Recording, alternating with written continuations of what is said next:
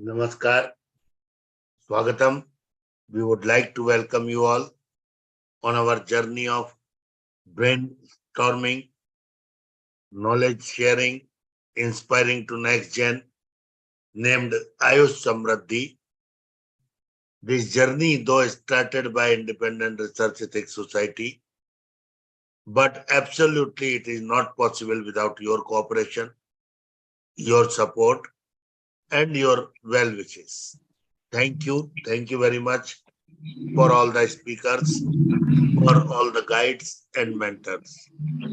Today is our 572nd webinar on National Pizza Day. Everybody is saying eat pizza and we are saying avoid pizza. That is the difference between AYUSH doctors and general. So we are requesting all the people that please avoid junk food if you want to be healthy. So thank you very much.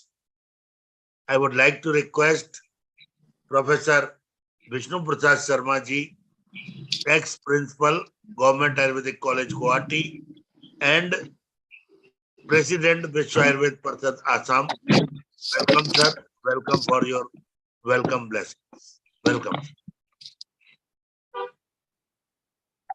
Okay, namaskar. Good evening to everybody. Respected P.K. Agnihotri ji, respected Professor Pawan Kumar Sharma ji. नमस्कार sir. नमस्कार। हाँ, साल रास्ते पर है क्या? Return journey start कर ली है, 1 घंटे पहुंच जाएंगे। अच्छा, ठीक है डॉक्टर, ठीक है। So distinguished guests, ladies and gentlemen, an eminent speaker. Today we have evening webinar on avoid junk food. I, Professor Dr. Vishnu Prasad Sharma, welcome all of you to this evening webinar on avoid junk food. So in this evening webinar, we have eminent speaker. I want to invite Professor P. Sudhakar Reddy, Professor and Head, Department of PG Studies in SAMRIDDHI, JSS Ayurved Medical College, Mysuru. Namaskar and welcome you, sir. Namaste, sir. Namaskar. Namaskar. Thank you. How are you? Fine? Fine, sir. How are you, sir? Fine. Okay then. Okay. Next, I want to welcome Dr. Hema Malini A., founder, Saraksha Ayurved Holistic Health, ex-government medical officer, Chennai. Namaskar and welcome you, madam. Next, I want to welcome. Namaskar, madam. Next, I want to welcome Dr. Dipti M., Assistant Professor, Department of Rasasastra and Vaishajya Kalpana, AD Sun Sanagiri Ayurvedic Medical College, Nagpur. Welcome, madam, to this evening webinar. Once again, I welcome all the eminent speaker, distinguished guests, ladies and gentlemen, to this evening webinar on avoid junk food. Most interesting subject. So we are waiting here from the eminent speaker. Thank you. Namaskar. Over to Pawanji. Thank you very much, sir, for your kind blessings. I would like to welcome Dr. E. Sharma from Mauritius. Welcome, Dr. E. Sharma. Namaskar, sir. Welcome. Namaskar, sir. Thank you for joining from Mauritius. Thank you very much. आज आपको बोलना है. I welcome Dr. K.K. Sijoria ji, ex-principal Ayurveda and Unani Tibia College, Delhi. Dr. Pramod C. Vargi ji, BLED. Dr. Nishant Shukla ji, Jamnagar. Dr. Ramesh and our new friend, Mr. Vishnu Prasad Makam ji. Welcome, Vishnu Prasad ji, welcome. And our speakers, all the speakers, thank you very much. So I would like to invite our first speaker of the day, today, Professor Sudhakar Reddy, sir. Why Is we should avoid, namaskar. Ji, sir. Why we should avoid junk food and why we must not take pizza or burger.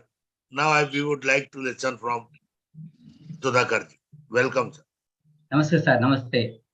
Good evening to all respected dignitaries, Dr. Sharma, sir, Dr. Agnihotri, Dr. Vishnu Prasad Sharma, sir, and all other stalwarts of Ayurveda. And today, as we know, National Pizza Day, and every home, even in the rural area, also India, we are more fond of pizza. But whether pizza is good for health, we don't know. But researchers says in different aspects. And now I would like to say about junk food. Instead of pizza, only one. What is the junk food and what in Ayurveda mentioned alternatively to go for it? Sir, shall I share my screen? Sure. Platform is yours. Sir, is it visible? Yes. Yes, sir. Is it visible? I hope it is visible. Yes, clear. Yes, sir. Okay. And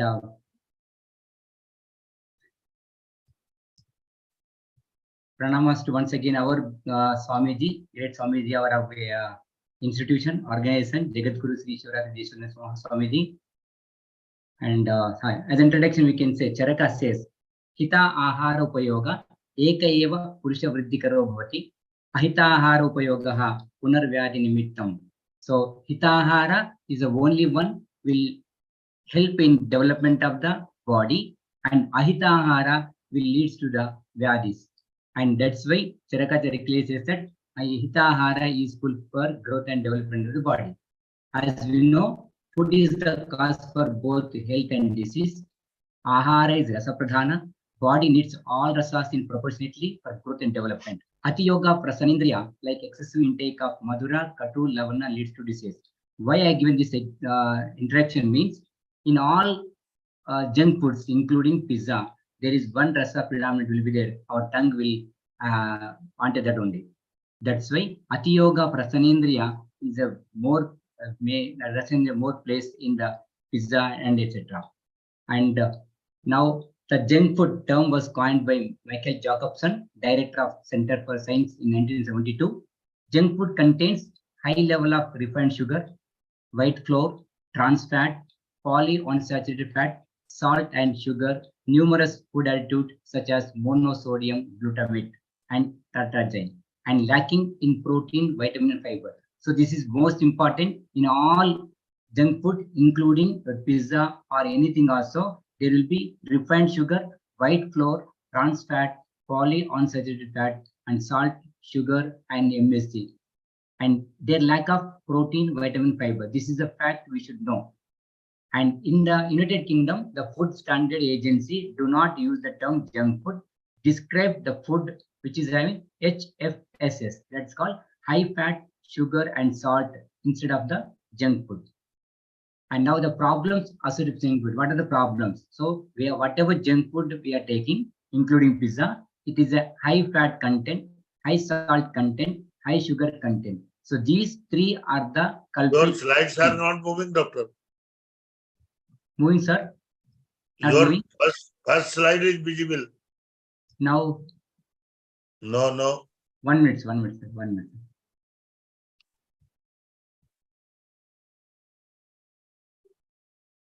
Now, sir? Yes, it is now. Okay. Yes, sir. Introduction slide is there. Okay. Yes. This I was telling like Hita Ahara Upayoga Ekayeva Purusha Vriddhikaro Bhavati.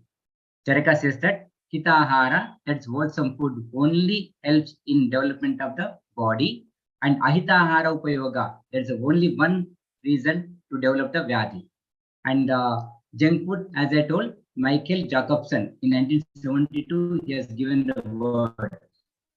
But in England, United Kingdom, they are not using the junk food. They are using the HFSS. That's called high fat, sugar, and salt. So in the junk food, the high fat, sugar, and salt, these are the three culprits which makes us to get the or to prone the diseases. High fat, high salt, and high sugar content of the junk food. And junk foods, what are the available in the market nowadays? Pizza, hamburger, soft drinks, ice creams, French fries, potato chips. By seeing these slides only, the people get saliva. That is called rasanendriya. So rasanendriya control definitely helps us to be healthy. But by this attractive nature only, our rasanendriya may get more activation. So the reasons for popular junk food. Why junk food became very popular? Because of the time factor. It's very easy to prepare. That means ready-made. And taste factor. It's more taste. That's why people will go for it. And junk food advertising. Nowadays, more than our healthy food, junk food advertising is more. That is why people are getting attracted. And shelf life. It also can be preserved in the fridge for a few days. And ease of transportation. Like we know the pizza, hamburger, all are delivering to the home. So no need to go to market also, no need to go to a restaurant also or bakery also. It is coming to your home and maybe sometimes cost effective also. So because of these reasons, the junk food became very popular. And what are the reasons to avoid the junk food? As I told previously, the fat contents level high and cholesterol level high.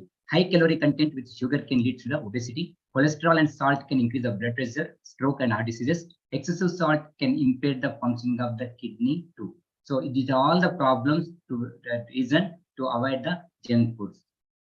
And lack of energy. As I told, these junk foods maybe contain more fat, more sugar, etc. But they are least gives the energy. That is called. This is known as short-term adverse effect resulting from eating junk food. As junk food don't provide the essential nutrients like vitamins, proteins, and fiber, even though they can very much sufficient people feel weakened. And poor concentration. This is another result of junk food habit. Over sustained periods of junk food eating, blood circulation drops due to fat accumulation, lack of vital oxygen, nutrients, and protein, particularly can stale their brain cells temporarily. So those who are taking continuously the junk food, the fat which is contains the junk food will drop the circulation into lack of oxygen and nutrients and proteins can lead to the brain cell temporarily. They will be out of order. That's a poor concentration will be there.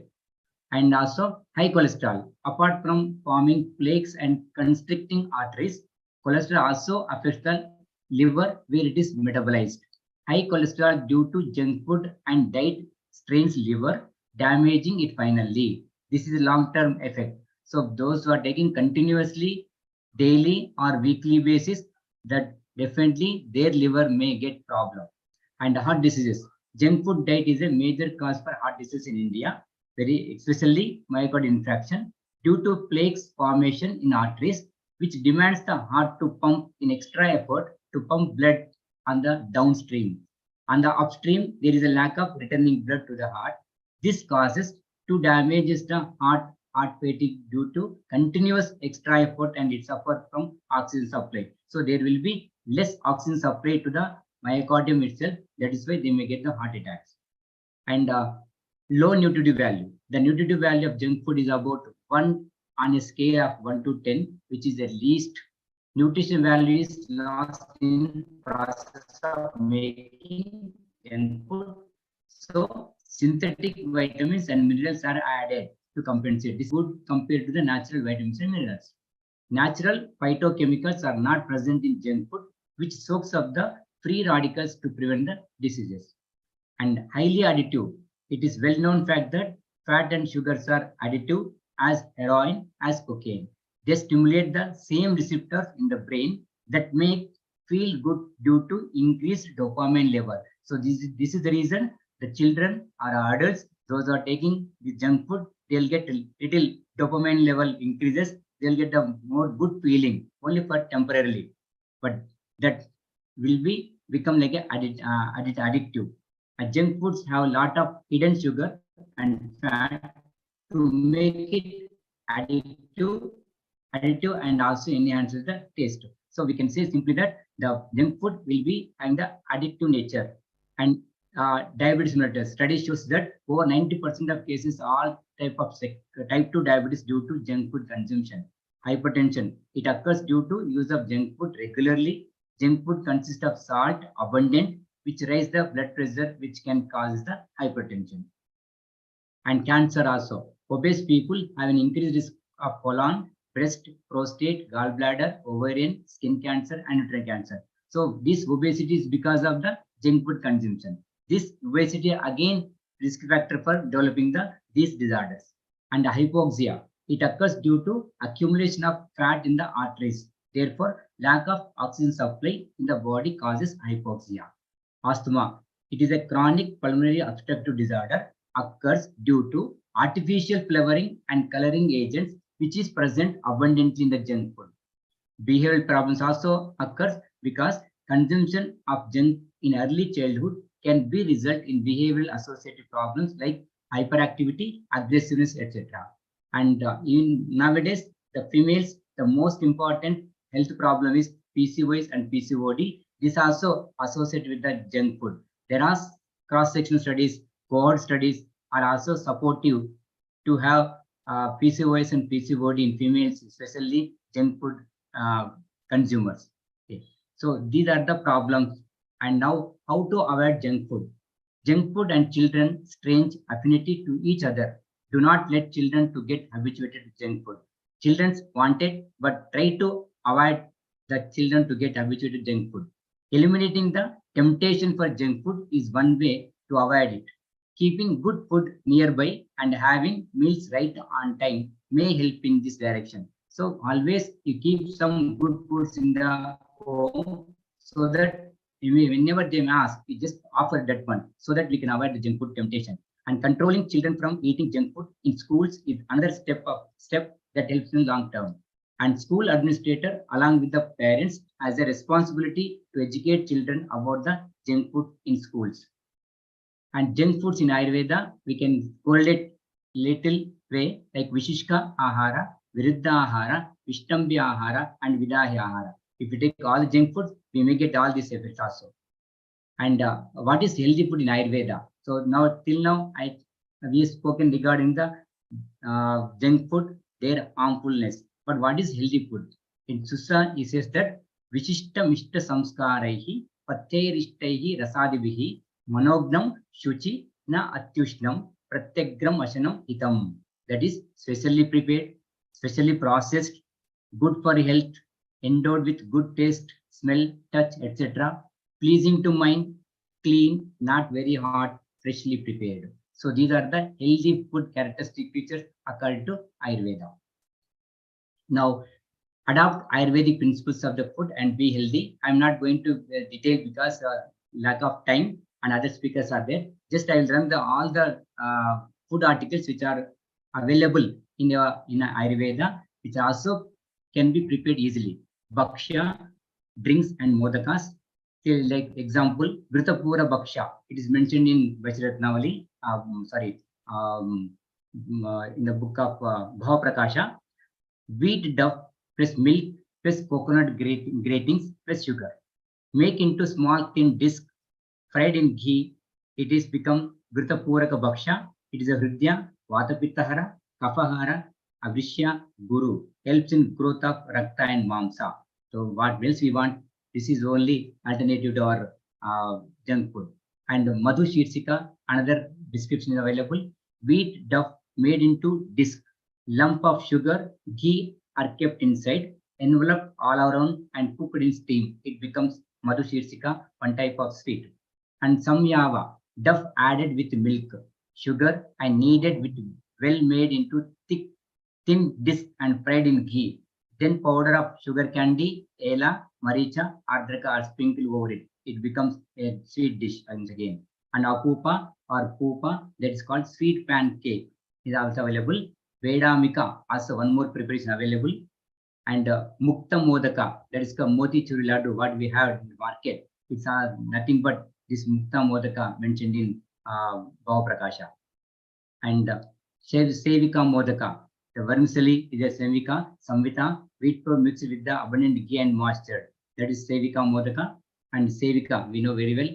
and also Vishyanda. Another preparation, it's raw flour of wheat is added with ghee, milk, and jaggery and stirred well to form a liquid, neither too or solid or too thin. It becomes Vishyanda. It is like a porridge, but liquid one. It is Hridya, Sugandhi, Madhura, Snigdha, Truptikara, and Balya. So Truptikara and Balya is there. Definitely it is alternative to our junk food. And Mandaka, another preparation like a roti only. And Polika, it is again one more wheat flour preparation. And Purna Polika, inside there will be jaggery and dal cooked with the low flame with wheat flour only. That's also there available. And Lapsika, another laddu preparation. And Balabhadrika, roti prepared from the chamasi, flour of dry black gram. That is Masha. And Parpataka, it's a well-known preparation. And Samata, that is a Goduma, Dhavala with Goduma wheat powder only. And Purika, that Puri, and preparation of Samita. And also it's called Al Palalam, that's called Laddu preparation. And Laza, we know very well, fried paddy also available. It's alternative, good alternative to our junk food. And Prutuka, Chipita, Poha, what you can call. And also Dhana, popcorn, and Holaka. This is a very nice description given by again Bhava Prakasha, that Bengal gram, one what we can call Bengal gram in the fresh Bengal gram, that also can be taken with just little fried. And Uchi, that is called half fried baked cereals. As we know in market, that maize fried, that is also freshly prepared, it's good for health. And Vadakas, all Vadakas, they mention types of Vadakas like Dahi Vada and etc. Mudga Vadaka and Kusuma Vataka, Kadali, etc. And also drinks are available for children. To avoid the soft drinks, you can go for Sharkarodaka, Amra Prapanakam, Amlika Palapanakam, Nimbuka Palapanakam, Dhanya Panakam, Takra Panakam, and Payaha Panakam.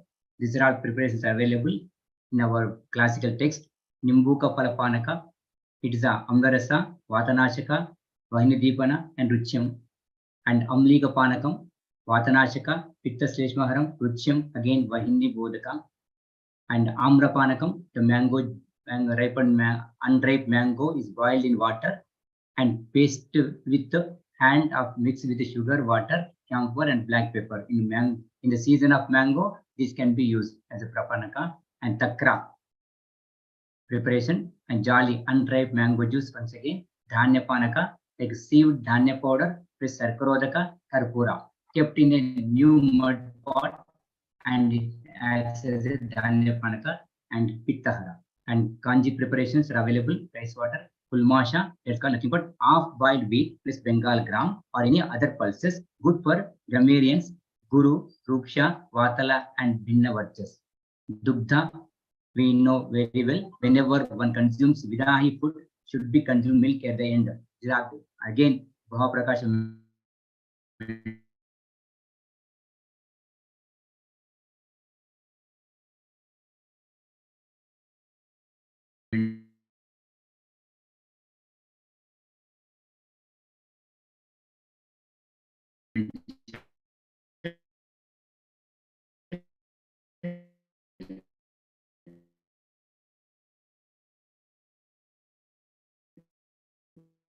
Is there any problem, Doctor?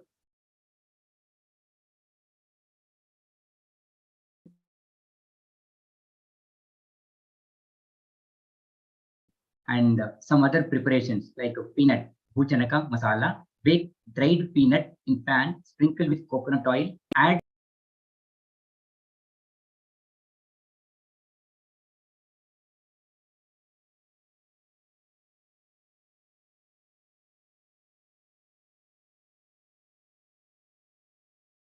I hope due to technical glitch, his connection is cut.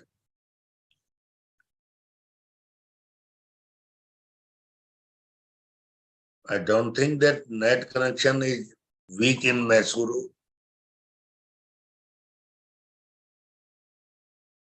Yes, he has joined again.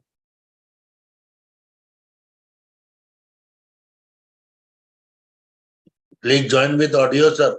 Yes. Welcome, welcome. For disturbance, sir. Network issues.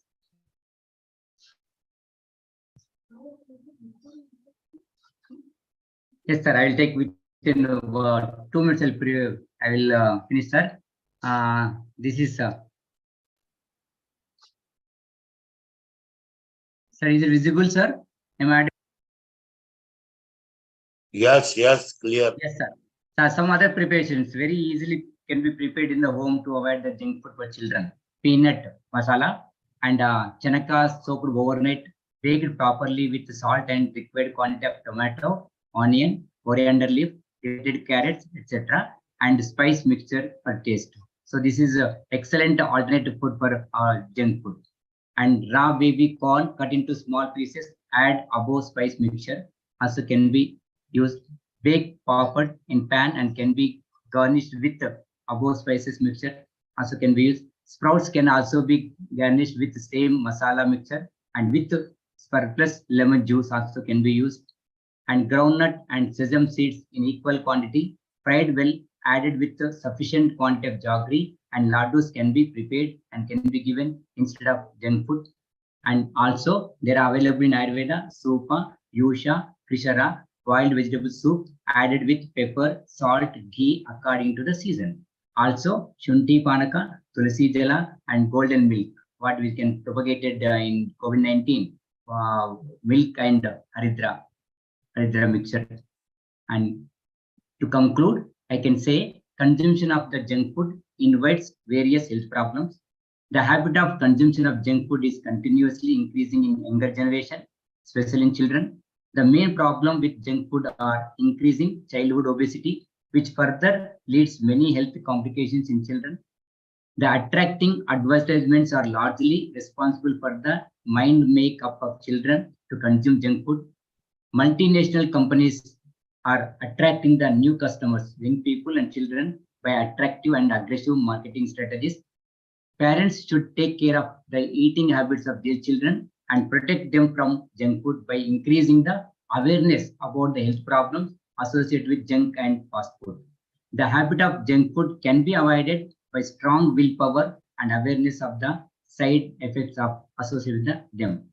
And school and college canteen also ensure to keep healthy food in their menu rather than focusing only on junk food. Children must be educated about the harmful effects of junk food on health. This may be pretty helpful in avoiding of junk food and problems associated with them. And my take-home message is, east or west, home food is the best. So prepare in the home food and give children to healthy.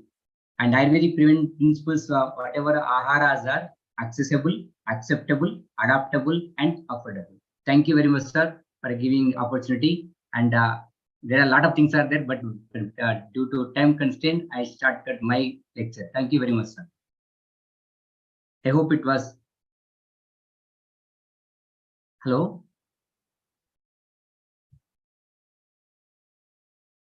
Sharma sir, hello. हाँ जी बोलिए. Complete कर दिया इन्होंने. Complete किया sir. आपकी slide पूरी नहीं हुई सर. दिखाई नहीं रहा ये पूरा. Sir move the slides. आपकी स्लाइड 56 पे अटकी है. Some other. Sir, now slides are visible, moving. Hello? Not yet, sir, not yet.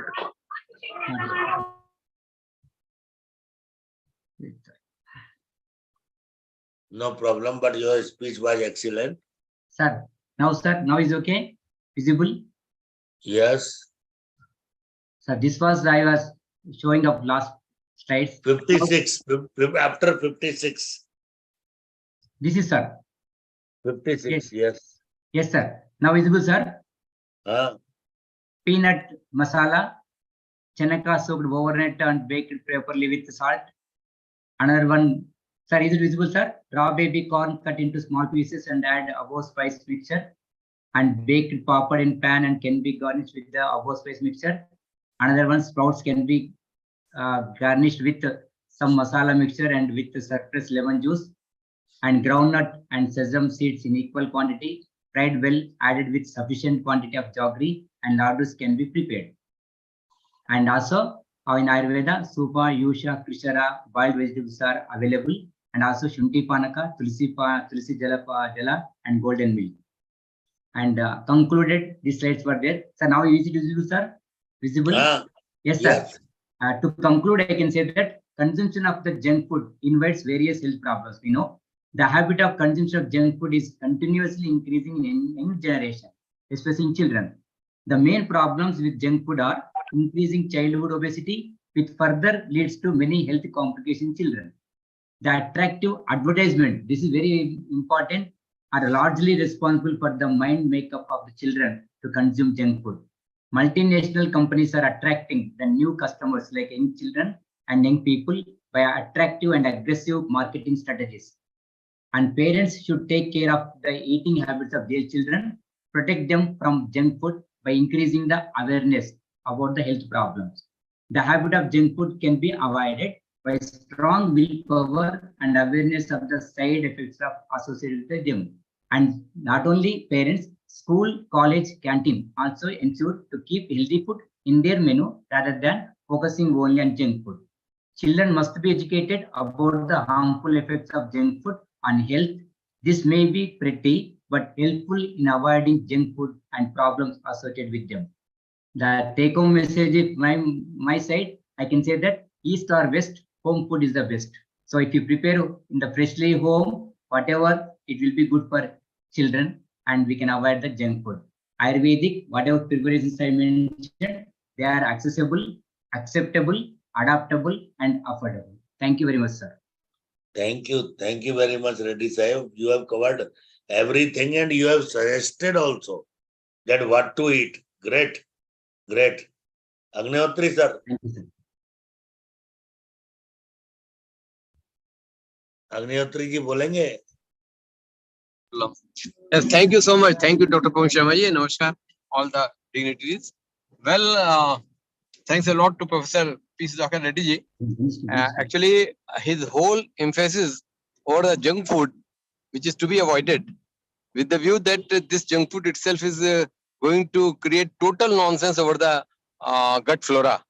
So, way back up to 25 or 30 years back, it was simply in a form of uncle chips and finger chips and some sort of vapors. They were just to change the taste, make the salivation started, and we were always having our main course. But this time, it has become a glory of the restaurants. Ultimately, momos, junk food, fast food, noodles. These all is just giving some sort of attraction to the younger ones, and they are just unknowingly making total upset of the GIT. So his approach was very good. Along with, he has given some preparations that things can be made very easily with the ingredients and which are not with the ahar. As he told that some peanut preparation along with some coriander leaves and onion, tomato, along with some pinch of salt. These are a very good preparation and not time consuming. Even these are not even having any need of fire or oven to be used. So as he is placing his presentation all the way every time very good, what to eat, when to eat, how much to eat, and why to eat. With these queries, if a person is taking food, definitely not only he will keep himself free from his GIT disturbances and also having a good nutritious diet with the total growth, mental, physical, social. Thank you so much. Thank you, Pawan Sharma. Thank you. Thank you very much, sir. Sudhakar ji has covered almost everything in junk food. Now I would like to request Dr. Hema Malini ji from Chennai. Welcome, Dr. Hema ji. Welcome. Namaste. Welcome, Swagatam. Sir, as you have already mentioned that Dr. Sudhakar Reddy ji has compiled everything in his speech, I have a very minimal to say. No, your style is your unique style.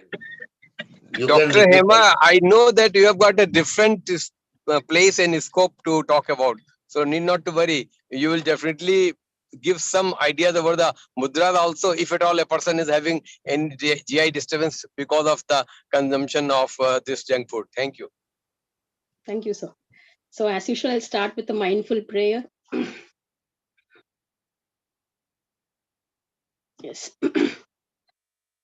Respected dignitaries and speakers, thank you for giving me this opportunity to share my personal experiences and my little learnings.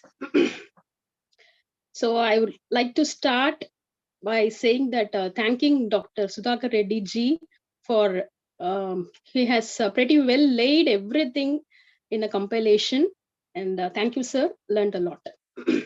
So I would start my speech by saying, which goes like, one man's meat will be another man's poison. So here in the Eastern world, we see these pizza and other things as a poison, but in the Western world, they use it as their meat, that is their present day food. So we just can't say that, we just can't generalize that it is a junk food and we have to avoid it. So what I mean to say is, whenever we say the word avoid to any health seeker or anyone, they will just not accept it immediately. Their mindset will not accept it immediately, and there will be a craving for the thing. If we start to say that you don't have to take sweets to any diabetic person, they will have that craving towards it, that voraciousness towards it. So I feel that we have to educate them that we can take it in a minimal way, and we can detoxify it then and there, and then we can substitute it with the seasonal and staple diet of our own place, that is our region. So this is what my standpoint is. I don't recommend to take junk foods, but once in a while, somewhere we can take it. We have to detoxify it, and the taking of junk foods can be substituted with our own seasonal and staple diet. Okay, so in the olden days, there was a term which was frequently used called as the malnutrition. That is the deficiency of the nutrients. But now it has been replaced in the new era by the malnutrition, MALL. So we tend to go to malls, intake different kinds of foods, and that leads to the diet-related non-communicable diseases, which are almost 67% of all the other diseases. So it has become an epidemic now, metabolic syndrome epidemic in the recent years.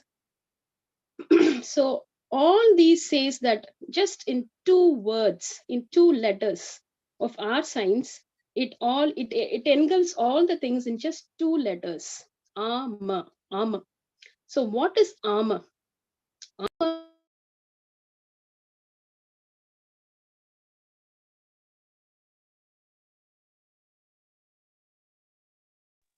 So the toxic pro-inflammatory, sorry.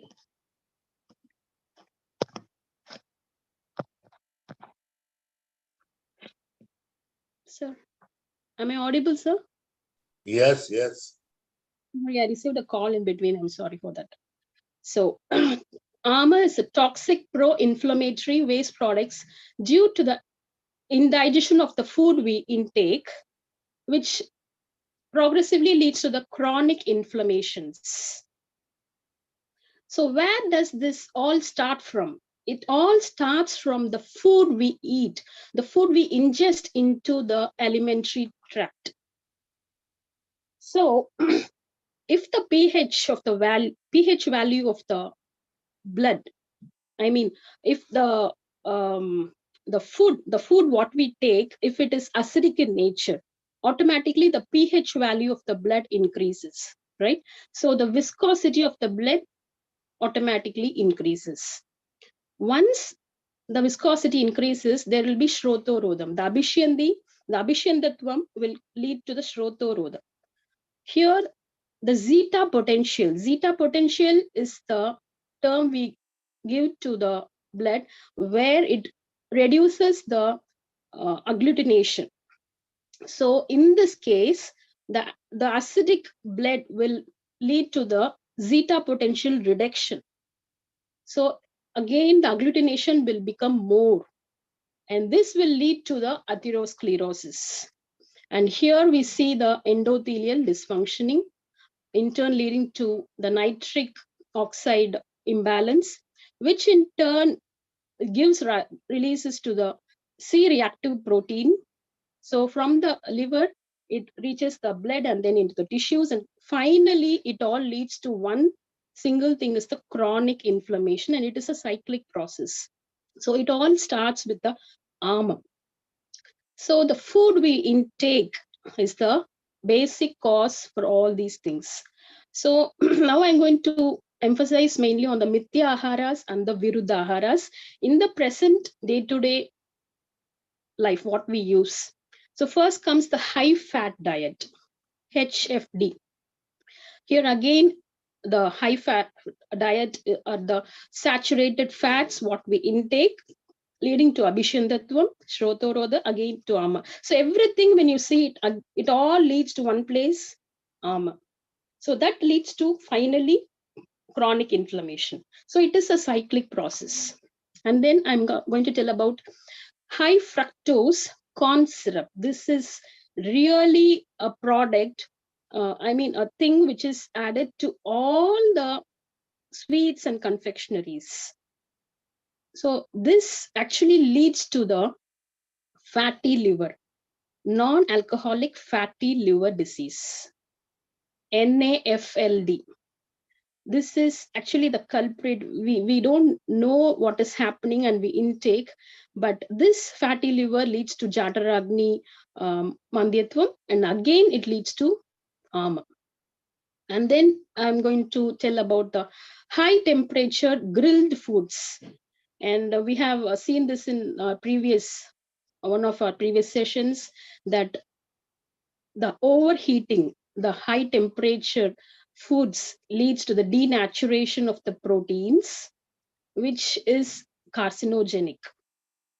So the barbecues, the grilled things, the tikkas, tandooris, all these things comes under this. And occasionally we can take this, but that is the minimal usage, and we have to detoxify it within a day or two. And then there is no need to worry so much. And then comes the AGE. AGE is the advanced glycation end products. Here the protein, fat, salt, all these things, when it is when we give it to give high temperature to these kinds of foods, again it leads to amatvam. So glycation, the dehydration will occur here. And then I'm going to tell about the ultra processed foods.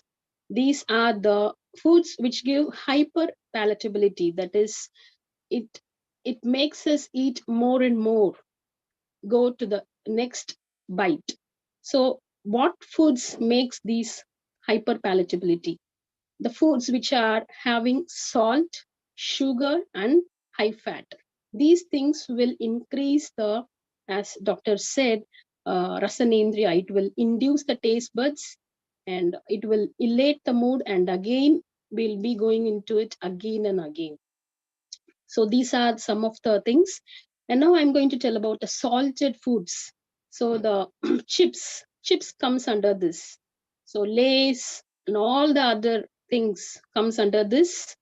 And here we see, I've already mentioned about this in one of the holistic child development session, about a case, very, very distinct case, where that health seeker, that girl was having vertigo issues, and they were about to take MRI for her.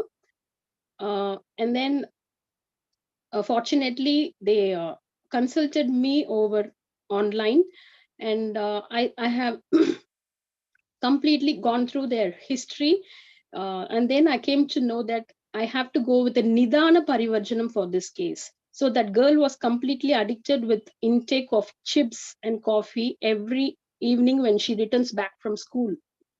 So once this was done, when the Nidana Parivarjanam was done, and almost the other holistic approach were also done for that case, and wonderfully the results were that what vertigo issues came down, and they were their parents were feeling very happy for this, because in the early age they were not happy to go for MRI. So this was one of the case where the junk food leads the upcoming generations. It makes them go in a different pathway. And the next comes the MSG. MSG is the monosodium glutamate. It is again another culprit where it leads to this Chinese restaurant syndrome, where we see the numbness of limbs and then heart palpitations. It's a neurotoxic, and mainly the fertility issues are seen here. Infertility cases are arising a lot, mainly with usage of all these things, this monosodium glutamate, that is Ajinomoto. And then one more thing is the acrylamide, where the French fries, where these potato chips are heated in a high temperature, and again it is carcinogenic. And one more thing is the reheating of oils. Reheating of oils will lead to these polycyclic aromatic hydrocarbons, which are again carcinogenic. So everything, when we see it, it leads to the path of non-communicable diseases. And finally, this carbonated drinks. Carbonated drinks are no wonder they increases the pH value, and again it leads to amatvam. So these are the mithyaharas. And coming to the virudhaharas, here we can see that recent a blooming of this honey chicken. What is this honey chicken? And according to our science, honey should not at all be heated. But nowadays they are heating it with non-vegetarian foods. And this is definitely a Viruddha Ahara. And in Charka Sutra Sthana Annapana Vidhi Adhyaya 248th shloka, we can see the reference that in the poisoning of honey, that is with the food poisoning of honey, we should not use warm water to clear the amatvam. For the other things, we use warm water, the hot water, for a detoxification of the amatvam. But in the case of poisoning related to the honey, even hot water is not recommended. So in such a case, how this honey chicken is recommended, I'm not sure. And I have seen recently 2 cases, typical cases of food poisoning with this usage of honey chicken. And next comes the mayonnaise sauce. Mayonnaise sauce is again a blunder. Mixing up of milk with mustard, and then this vinegar, and then salt. These are all virudhaharas, and they make mayonnaise sauce, and everyone are getting addicted to it. So these 2 aharas I've noted in the recent times. So I was about to discuss this in this session. So with all these things, I have a concept called healthy eating and active living concept. So when the diet is proper, there will be no need for the medicine. When the diet is improper, the medicine will be of no use at all. So whenever we plate our food, the plating of food is so much important. So we have to plate it by ourselves or someone. We have to see it that whether it is balanced, whether it is nutritious, whether it has seasonal staple food, and mainly the mindful eating should be there. Because in that case of salted food, as I mentioned, she was intaking with a whole lot with a packet of chips. So I asked her, initially to take it with a small bowl, and then so that she will be having that awareness of how much she is intaking inside. So the mindful eating should be there.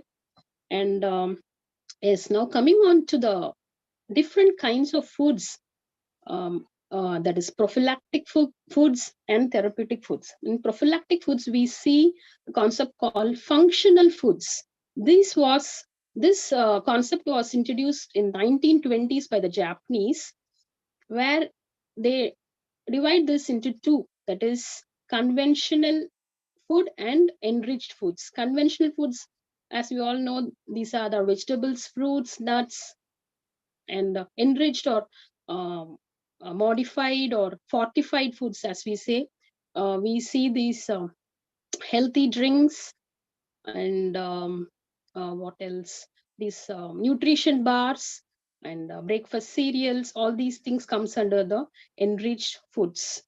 And coming on to the therapeutic diets, we see the ketogenic diets and DASH diets. Ketogenic diet is nothing but low carb, healthy, high fat diet. Low carb and healthy, high fat diet. So in cases of epileptic seizures, what the doctors have observed is that in intermittent fasting, the seizures were not seen. But again, when they started with a normal diet, the seizures were seen. So they happened to form this diet called as the ketogenic diet, which mimicked with the intermittent fasting. So this ketogenic diet was mainly used for the epileptic seizures in the olden days, and now it is again replaced by only the plant-based foods. Even the ketogenic diet is not recommended nowadays. They are moving from the ketogenic diet to the plant-based diets completely, that is being vegans, because they say that the animal fat triggers the chronic inflammations. The animal proteins triggers the chronic inflammation. So this is one side. And then we see the DASH diets. DASH diets are the dietetic approach to stop hypertension, which has high fiber diets. So these are some of the diets which help us to cope up our day-to-day lives. And coming on to our science, Ahara. So Ahara attains a very important place in our science. So the 4 Purusharthas, Dharma, Artha, Kama, Mokshanam, Arogyam, Hi Moolam Uttamam. So Arogyam is again attained by Ahara. And coming on to the 3 Ashanas, Praneshana, Dhaneshana, Paralokeshana. In the Ashana, the desire for healthy living again is based upon the diet, what we take, the food we intake. And then the Trayo Upastambhas, again Ahara, Nidra, and Brahmacharya. So Ahara attains the first part. And Acharya Kashyapa has said this as the Mahabhaishajya. So all these, whether it is conventional or contemporary medicine, we all come to a conclusion of taking the food in a very optimal, balanced way. So I like to emphasize on the fact that we have to hammer this to our upcoming generation to decode the traditional values and to take healthy foods. So for that, first of all, so as Sir has mentioned, from the schooling, it has to be started from the schooling. Like, actually, I would like to give an example for this. They are selling liquor and they are again giving the statutory warning that it should be prohibited. The same way, the schools, canteens, and stalls are emphasizing on no junk foods, but they are selling it.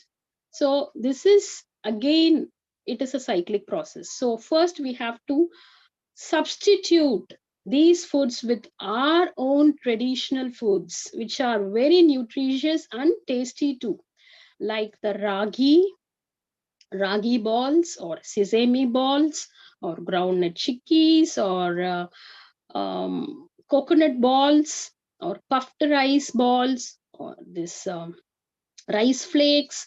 All these are very nutritious and are very healthy too. So from the early age itself, we have to accustom their taste buds to these kinds of foods. So if we are giving this in the later ages, they will not be relishing it much. So it has to be made as a normal way of usage, the normal food from the early age itself. So in the schooling, I have seen certain cases where the girls, mainly the girls, I have seen with this acanthosis nigricans, the blackish discoloration of your neck, nape of the neck. So this is again seen as the sign of insulin resistance. This will lead to early diabetes. So nowadays we can see a whole lot of children being affected by this, and then PCOS in the early age due to all these things. So what I mean to say is we should start substituting these things with our own foods. So the five whites being substituted. What are the five whites? All purpose flour, that is maida with wheat, or wheat or millets. But here I would like to say that Kshudra Dhanyas, millets are called Kshudra Dhanyas, so they have to be used in a very minimal quantity. Wheat can be used as the base for the pizza. So many other things, even for the momo, we can use wheat. We can't relish it much, but it can be a very reasonable substitute. And then comes salt. We can go with, rather than the refined salt, we can go with the Himalayan salt, our own traditional salts. And then sugar. Yeah, again, sugar. I was about to see this in one book, very old book called The 10-Point Way of Health of the Raja of Aundh. He says that the refined sugar, in that olden days itself, he has mentioned about the minimal usage of the refined sugar, and it has to be substituted with our own traditional sugars, that is the palm sugar, jaggery, and all these things. So this is all up to us to follow. And then comes milk. It can be substituted with the cow's milk. And then rice, we can go with the brown rice, red rice, black rice. All these has large amount of anthocyanins, which are again antioxidants. So this will all be the substitutes for the five whites.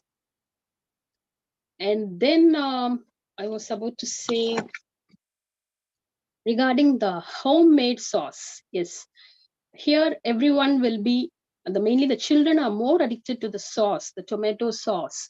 So we can make it in our home itself by using tomato, the blanched tomatoes, and then jaggery, chili, and salt. All these blending together will give a very nice homemade sauce, and children will definitely relish this. So we can substitute with the purchased one. And here we have no additives or no sweeteners, or artificial sweetness. So this is again one more thing. So an ounce of prevention is worth a pound of cure. So in the early age itself, if we start preventing all these things, we can surely prevent all the major non-communicable diseases, and we will have a healthy future of our upcoming generations too. And then one thing is again to be emphasized is the fruits on empty stomach along with nuts, and this will help to maintain our pH values. And then these are the substitutes. Now I'm going to tell about the moderate, the minimal usage of the junk foods. This is a concept actually coined by myself, because as I already mentioned, when we use the term avoid the people will tend to have more voraciousness towards it. They will start craving it. So to avoid that, I'm advising my health seekers to take the thing what they have to avoid. Like if it is a pizza, just one piece of it, cut it into half and again into half, you'll get just a simple small bit of it. Just start relishing it a bit by bit. Just one bit of it, start relishing it, and I will give you the assurance that within the second bite itself, I mean the second part itself, you will get satiated, you will get sumptuous. That craving will not be there. If we are advising them to avoid it, definitely they will engulf it more and more and more, and they'll go to the next piece and next piece. So this is a very tricky area where we are giving the mind the instruction to go in a very minimal way. And for this, again, as sir mentioned, I am going to tell about the mudras. The mudras play a very helpful role here. So the detoxification mudra, if at all we take some junk foods once in a while, no worries at all. Don't have that guilt and take it. That will cause the major effect. So this is the detoxification mudra. So we can go this on the day itself or the next day, just for 5 minutes. This will surely detoxify the body. And I'm going to tell about the Poshana Mudra. So that is in the left hand, Apana Mudra, and in the right hand, either Prana Mudra or the Vyana Mudra. So this will help to enhance the nourishment. So first day we'll go with the detoxification. The next day we can do this Poshana Mudra for nourishing, getting nourished again. So the replenishing of the energy. And Kubera Mudra, again, this will help to maintain the mind from from addiction. So this is a de-addiction mudra, and we can use this Samana Mudra or Sankalpa Mudra also for the de-addiction. So if you are going to next bite, we can again go for these mudras, and then we can start making our mind very much calm and composed, and it will come into our way, definitely. And yes, pranayama also makes a major role here. Anuloma Viloma pranayama and Nadi Shuddhi pranayama has to be done on that particular day or the next day after using of the minimal junk food. Okay. And yeah, the moderate usage. That the second point I'm emphasizing on is the usage of warm jeera water. So the warm jeera water will try to maintain the pH value from acidic to alkaline. That warmness will help to eradicate the amatvam. So warm jeera water is recommended along with these junk foods.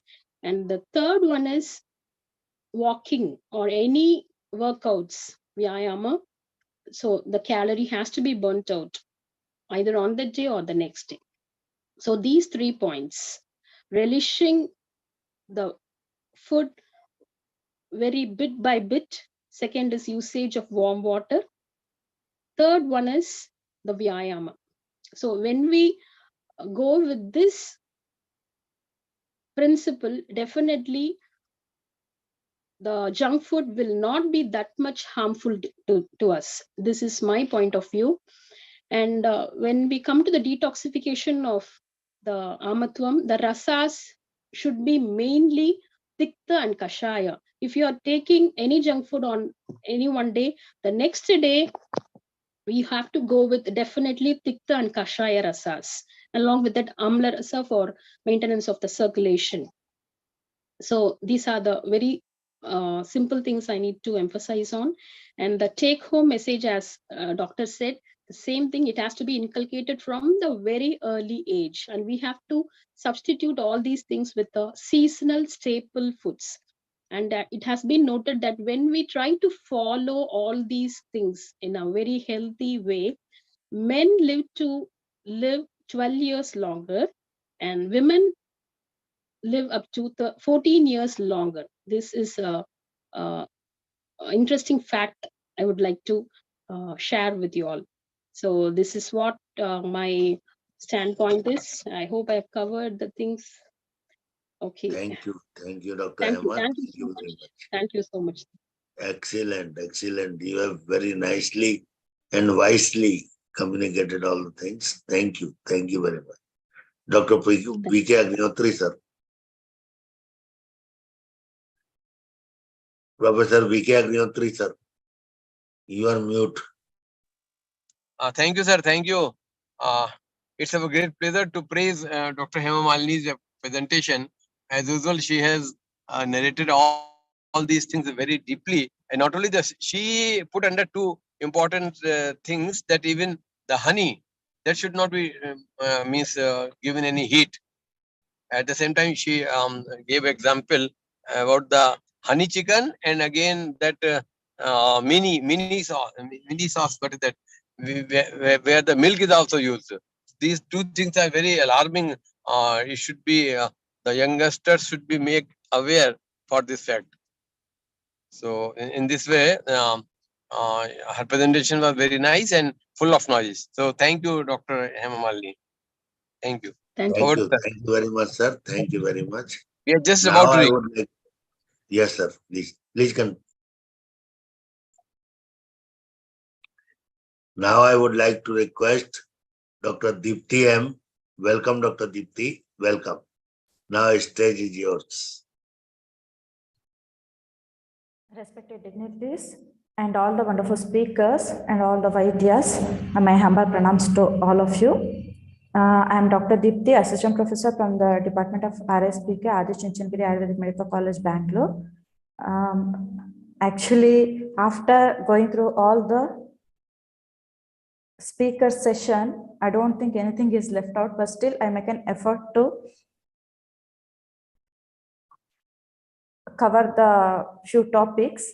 As I am from the Department of RSPK, I would like to discuss about the ingredients and the process where these junk foods are harming the health. Can this is visible? The slides are visible, sir? No, madam, no. Please share the slides. They are not visible. Yeah.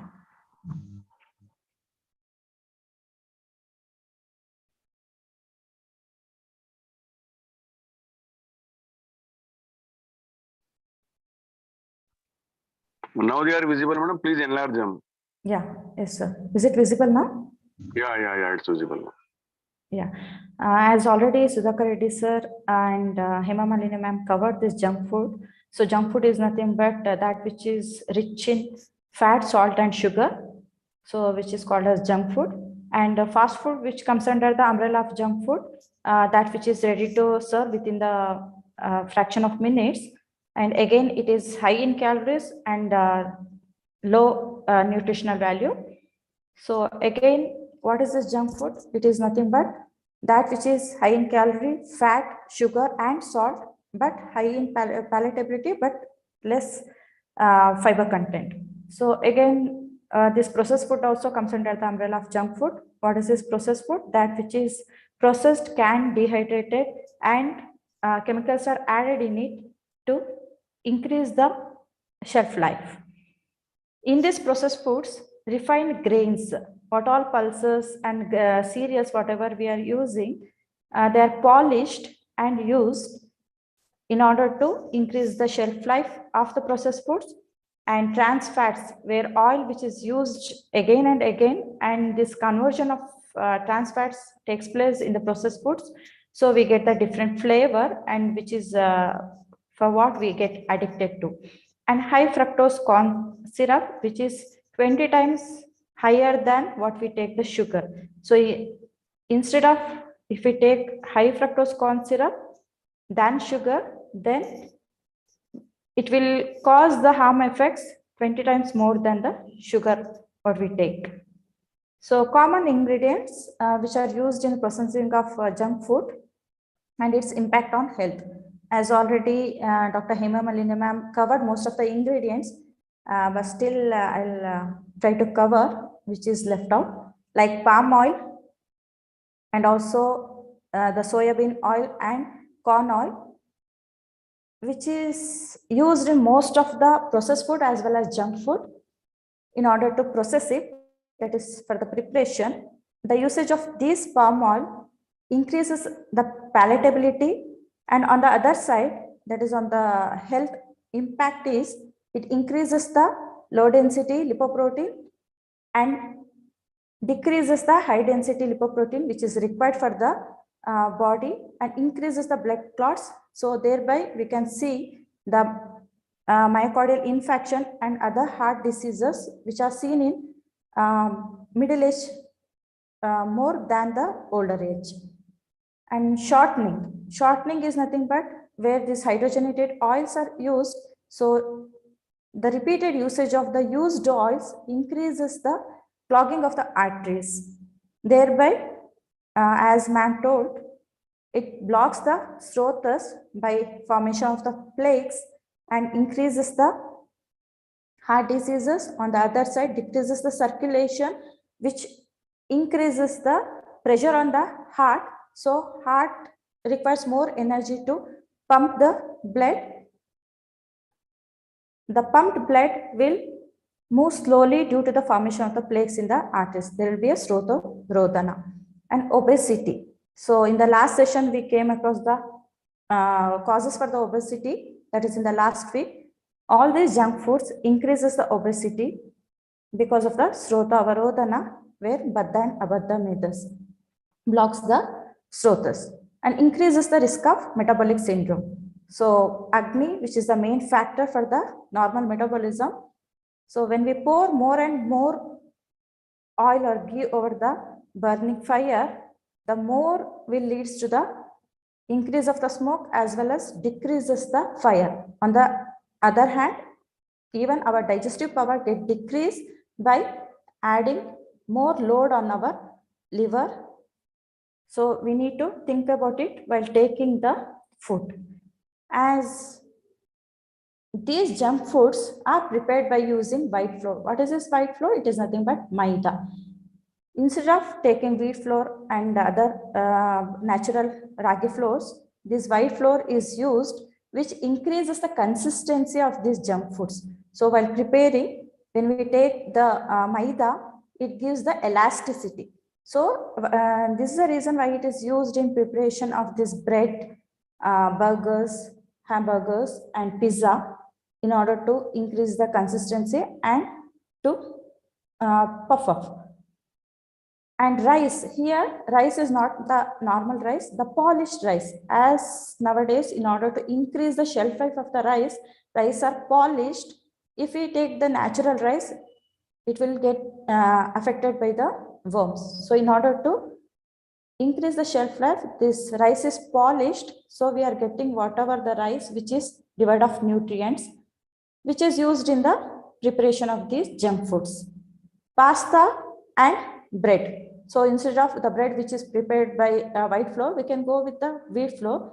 But these are the ingredients which is prepared by white flour, rice, and all this increases the blood sugar level. So it should not be polished and used. Instead of that, we need to take the raw rice.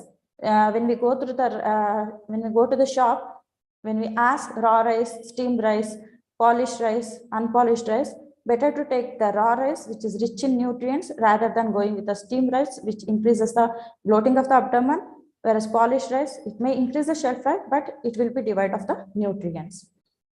The next ingredient is high fructose corn syrup, which is already mentioned.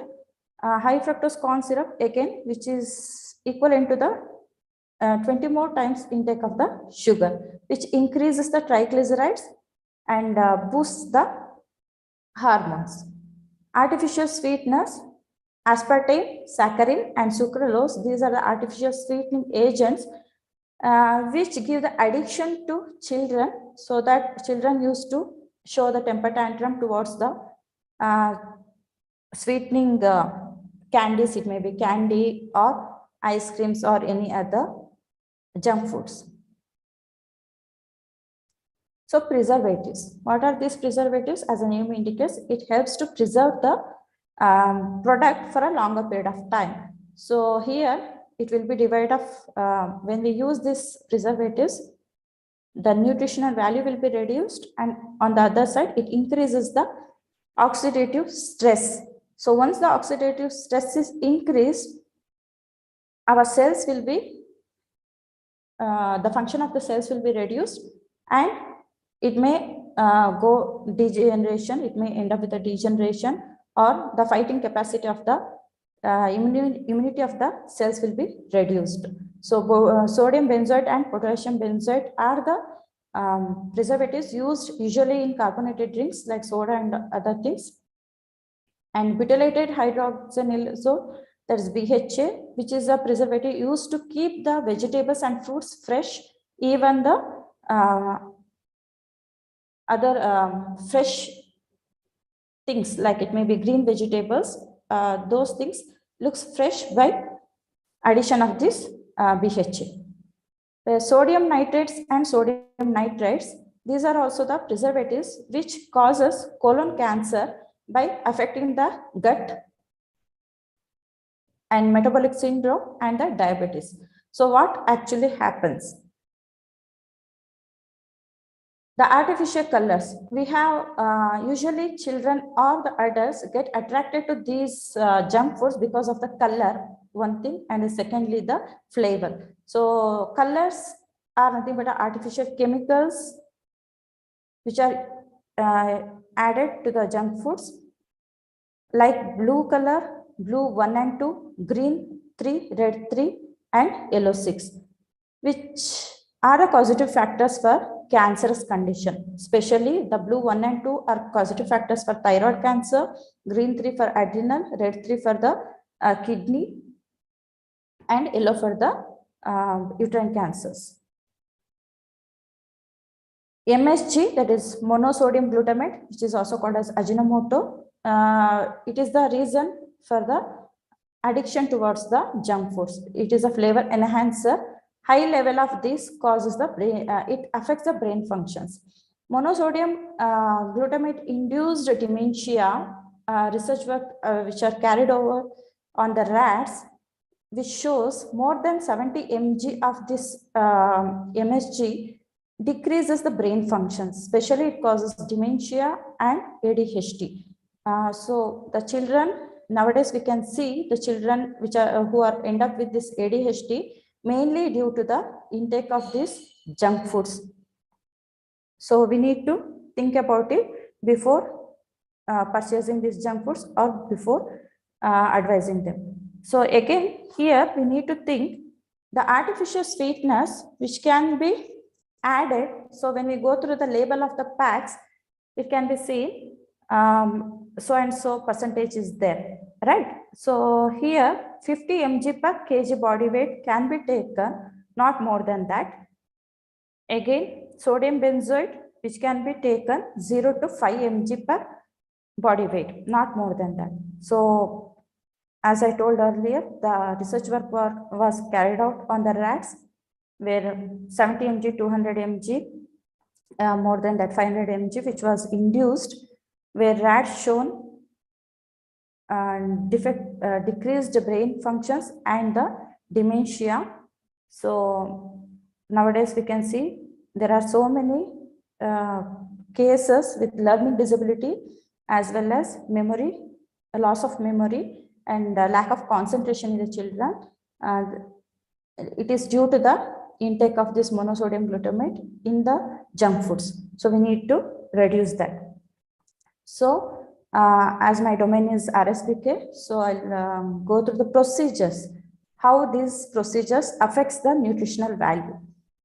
Cooking by moist heat, that is boiling, what we do in our day-to-day life. So again, more than 300-degree temperature, if you boil the food, that is vegetables, the plant sources or the animal sources, it reduces the nutritional value. And vitamin C and B, which are water soluble, will be soluble in this water, which is used to boil it may be rice, grain, or vegetables or meat. If you throw this water, there will be a wastage of this nutrition. So whatever we throw the water, it contains nutrition. So if you throw it, we lose the nutritional value of that. So we need to think about before throwing it. So use minimum quantity of water to boil the products, that is raw material, and use that water either in the form of soup by seasoning it, or we can add to the food product what we are preparing it. Then shimmering, that is steaming, that is by using minimum quantity of water, we can boil the green leaf vegetables like spinach and all. Steaming, either steaming, we can add water to a vessel and steam it. So the vegetables which requires, or the fruits which we require less quantity of heat, there we can go with.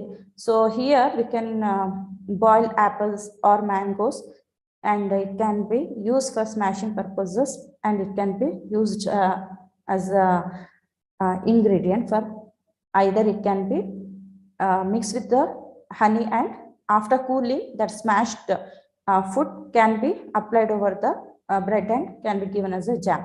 Then pressure cooking, that is pressure cooker we use for the cooking purpose. Again, it should be, we should not use more water.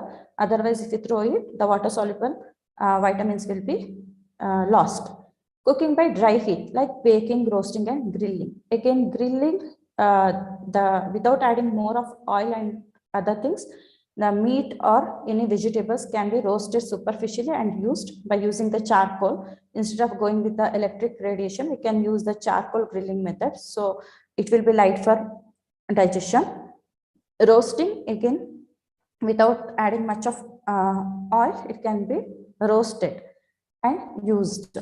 Baking, instead of going with the microwave or any other radiation method of baking, we can select the natural way, like by using the salt, we can bake the cookies over the pan, or we can use sand to bake the products.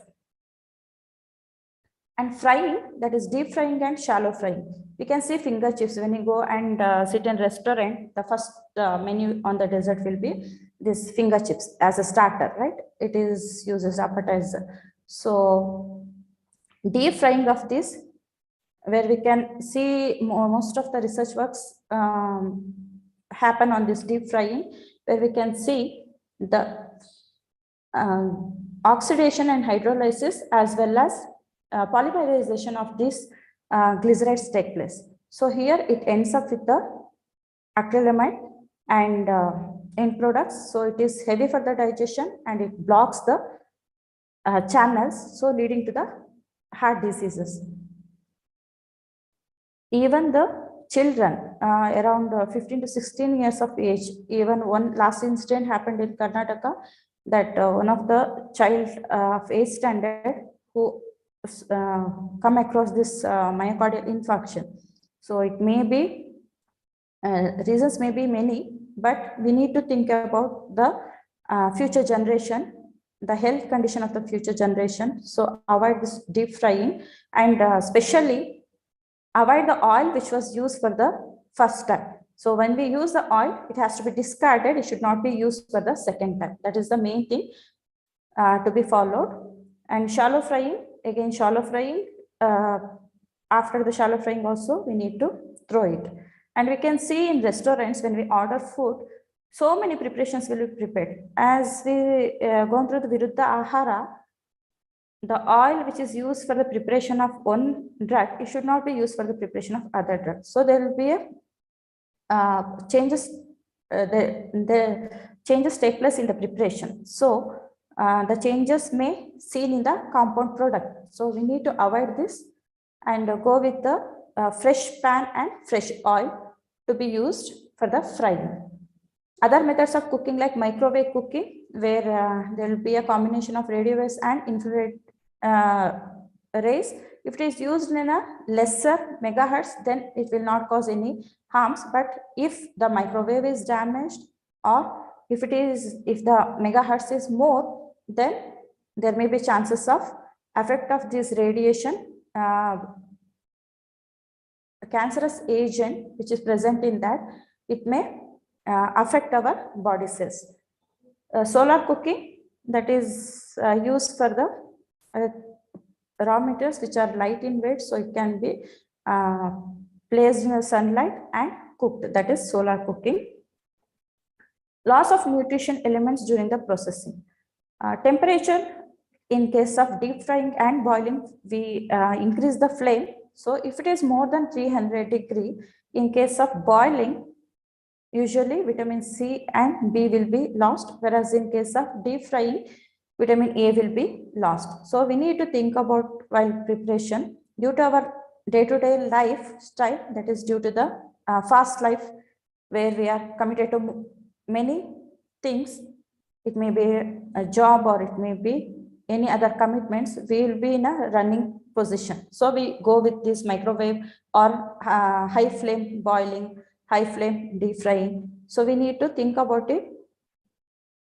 As our Acharya told, you need to, while eating, you should not be too hurry and too slow. In the same manner, even while preparing food also, we should not be hurry.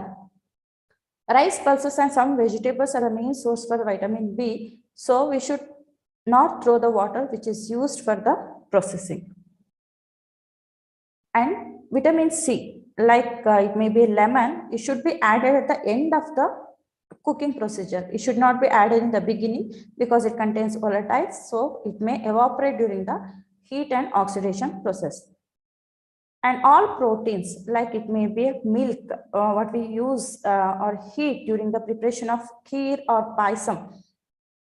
If we heat more, then there may be chances of losing that proteins. It may coagulate and difficult to get digest. So in the same manner, the meats which are rich in proteins, which is also undergo coagulation and it becomes rubbery like. So person may feel difficult in chewing as well as in digesting. If there is a difficulty in digesting, then it turns into ama. So again blocks the strotas and leading to the onset of the diseases. During frying the oil or ghee, again it should not be increased. The temperature has to be maintained. Low temperature has to be maintained. Otherwise, it turns into it undergo hydrolysis, oxidation, and polymerization. So those fatty acids will not be digested or absorbed by our body cells. It undergo that is it releases the free radicals. Free radicals are dangerous to cells. It may cause this health issues. It may be starting from the metabolic disorders to the cancerous conditions. Minerals usually get lost when we throw this water. So in general, the sweetening agents used in the junk foods, it may be high fructose corn syrup or sugar. Initially, when we intake it, it causes caries in the teeth. Next, when it moves to the GIT, it may cause digestive issues. Initially, due to the high increase of this sugar content, children will complain of this worms, intestinal increase in the percentage of intestinal worms. They appreciate it in the stools. So we need to reduce the sugar content. It may be initially it may damage the teeth by creating the cavities and caries, but again after the assimilation it may causes the other disorders like the increased junk foods which are heavy for the digestion affects the livers, pancreas, and increases the load of these organs. So they need to work more to digest those foods. So we need to think about it while taking. And obesity, again, this, if it is not digested, it passes the same thing to the through the channels, so blocks the channels, causing obesity and type 2 diabetes. and heart diseases, affects the brain function, reducing the learning capacity and memory, leading to ADHD, and stroke as MSG causes the nervous dysfunction. So it may lead to stroke, depression among the teenagers. So as ma'am told, it should not be withdrawn immediately. If this junk food, if it is withdrawn immediately, then they may undergo depression, just like cocaine and this heroin. These junk foods have become this addiction in the teenagers. So we need to withdraw it in a gradual way, as ma'am said. First, a piece of slice has to be given, then slowly it has to be de-addicted. Then finally, it ends up with cancerous. So cancer, 2 decades ago, it was a rare disease, but nowadays it has become a diabetes and obesity and cancer. Even we can see in the adolescents as well as in the early mid-age people.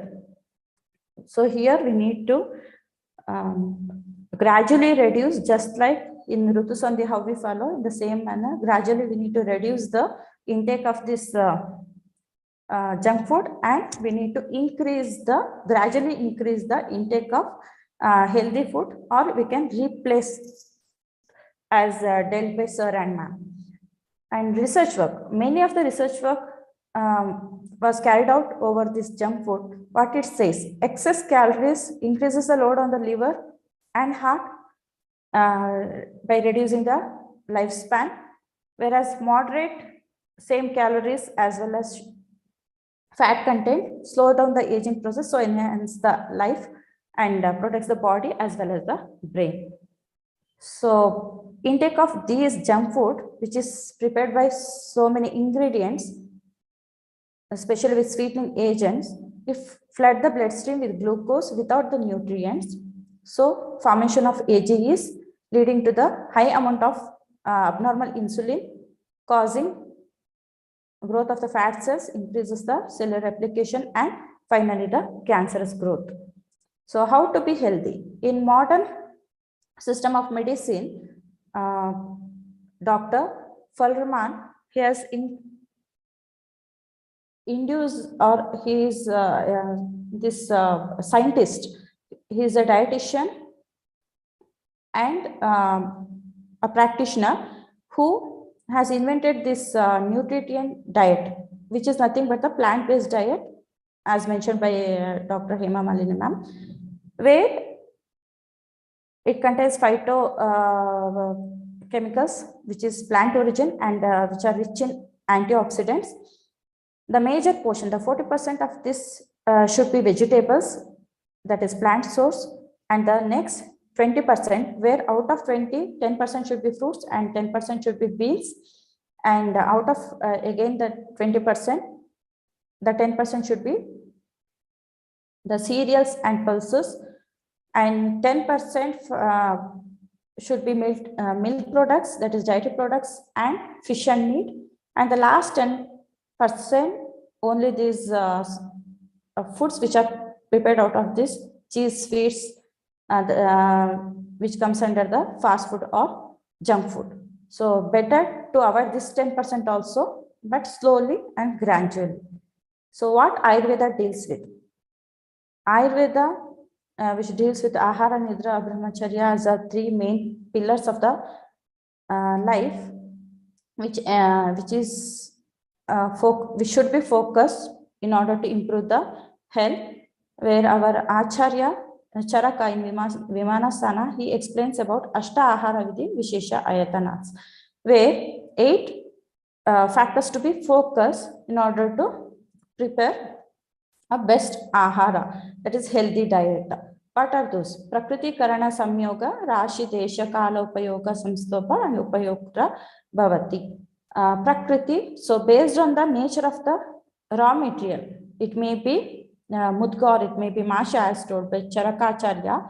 So as we know, if the product has to be prepared in order to replace these junk foods, then we can go with the wheat, which can replace the maida. So Prakriti, based on that, prakriti of the nature of the drug, it has to be prepared. And karana, that is the samskara to be followed processing. And samyoga, the combination, where the combination, as ma'am told, madhu is used along with the meat, which is not at all recommended. So here we need to avoid that wrong combination. Viruddha ahara should be avoided here. We need to think about the proper combination in order to increase the absorption assimilation of the food.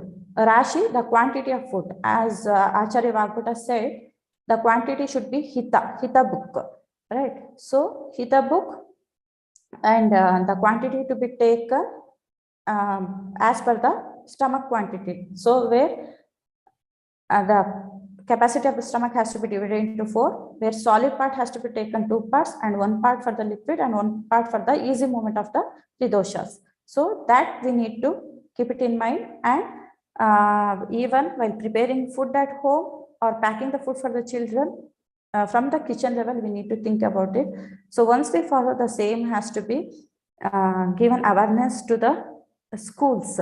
Here, we Ayurveda doctors, what we can do, we can give the awareness about the preparation of the food in schools during the parent-teacher meetings. So it can be implemented by all the parents, and the healthy food can be prepared, so which leads to the healthy condition of the children. So we can avoid the onset of the diseases, especially these cancerous conditions.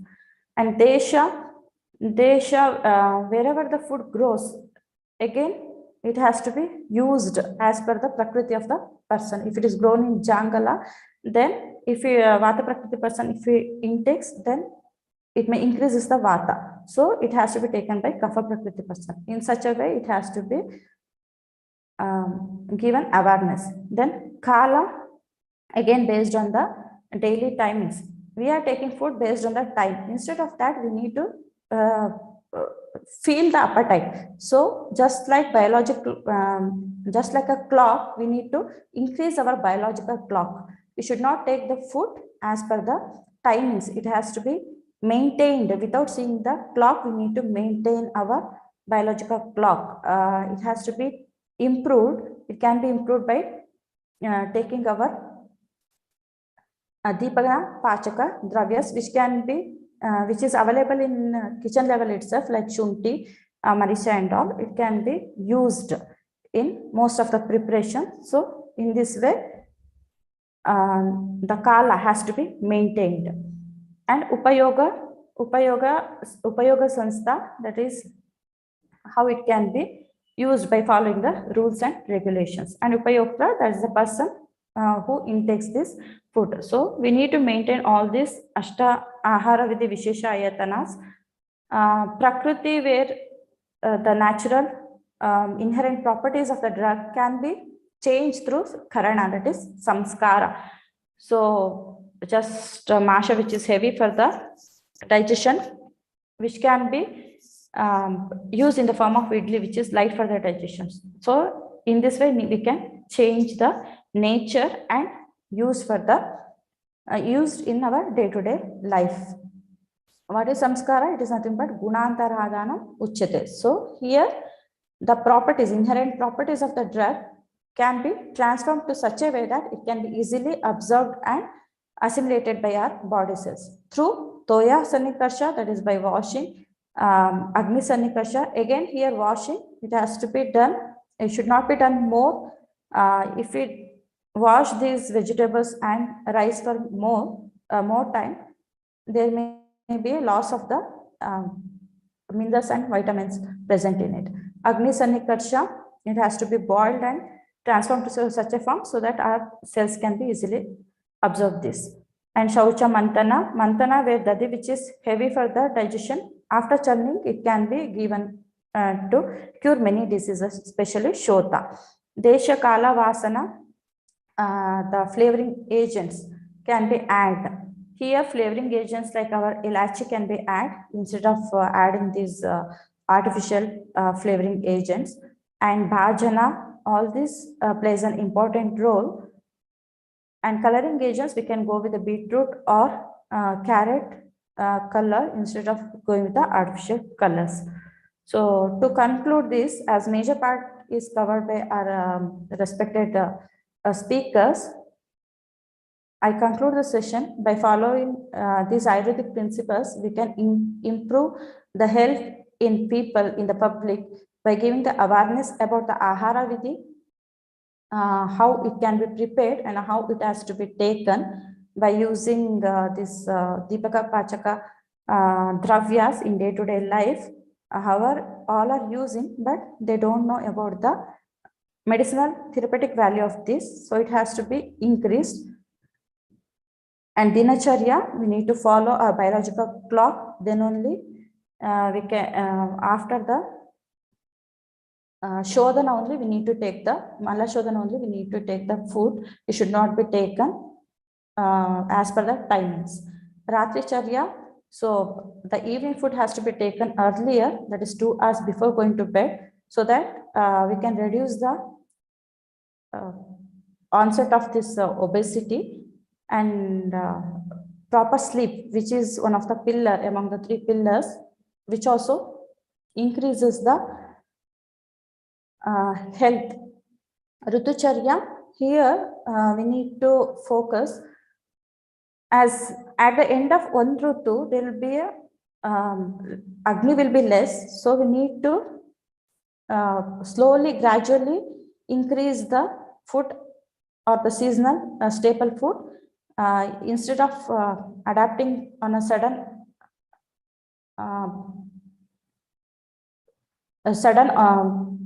adoption of this food. We need to gradually adapt these staple foods. Just like in winter season, we get all these pulses. Instead of going with a sudden onset, we can gradually increase in adapting these pulses, especially these green peas, which are rich in vitamins. So we can adapt slowly. As well as we have traditional festivals and traditional food. Again, here we need to publicize it, the benefit of this traditional food, as we just covered this Sankranti in the last month. Just we celebrated this Sankranti, that is Makara Sankranti, where you used to take this til along with the coconut, dry coconut and jaggery, which increases the heat inside the body. In this way, we need to think about it and publicize the principles mentioned in Ayurveda, so that we can reach the public through Ayurvedic principles. Thank you, sir. I would like to thank the whole forum and Dr. Pawan Sharma, sir, for providing me this opportunity to be part of this session.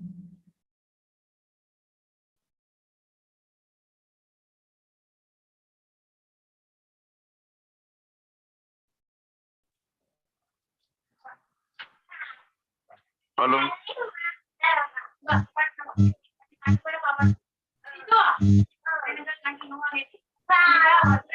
Go on, sir.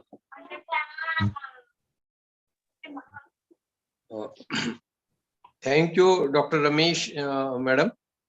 You very nicely presented your talk, and especially whatever is there in text. You and Dr. Hema Malini both made all efforts to convey the message scientifically that why these things in a form of junk food or fast food should not be taken, as it destroys the nutritional ingredients during their preparation. At the same time, they also spoil our GIT after taking or consuming these things. You very nicely talked about that the preparation made in low temperature is of great value, instead of crossing the temperature to 300 degrees centigrade and spoiling the ingredients, which is very, very important and responsible for the health. As you told that this vitamin A is spoiled at that temperature, so goes the case with the overheating process, and the vitamins, minerals are also remains of no value. So this message should also be conveyed. You also pointed out very importantly that the school the principal and or school mess authorities be made much more sound and be aware regarding the preparation of the midday meal or that thing which is much more favorable to the children. So to protect the children or child health, it is a must that they should be given the very nutritious midday meal so that their system remain okay and they let not be allowed for the junk food. Again, you also raised very important point that as far as the de-addiction is concerned, stopping abruptly taking this junk food may disturb the whole of the system physically and psychologically also. So it should be tapered down by switching over the other good edibles containing a lot of value, taste, easy digestible, and also carrying the nutritional value. Very importantly, both you raised the point regarding the Astvid Ahar Visheshayatanani as well as the Tirupastamba. No doubt, we all over the planet can soundly think that the health can be achieved by and only by food, not by the medicines. Medicines are there. They are the remedies for any ailment to some extent. But food is still required in a form of the full diet or in a form of pathya. So more emphasis to be given to the quality of food, to the quantity of food, to the contents and nutritional ingredient of the food, whatever is being consumed by any of the age group, any of the gender, and any of the duration of the whole life. Small kids, children, infants, chirat, chirannat, then growing up, then again boys, girls developing at the time of puberty, male, female, say adolescence, then again during pregnancy, lactation period. Every sector is to be covered as far as the terms of health is concerned, depending upon the food intake. So we must be very careful for the food. With these words, I feel that you have completed all these sectors, and being female, you also covered and noticed especially that food quantity and its ingredients value must be remained whenever it was cooking. So resultantly, it infers that we should avoid the junk food and the fast food as such. Thank you so much. Thank you. Thank you, ma'am. Very So, nice, very nice. Very nice. Clearly in a flow, Madam has explained everything. And she was telling that everything is done. No, no, no, no.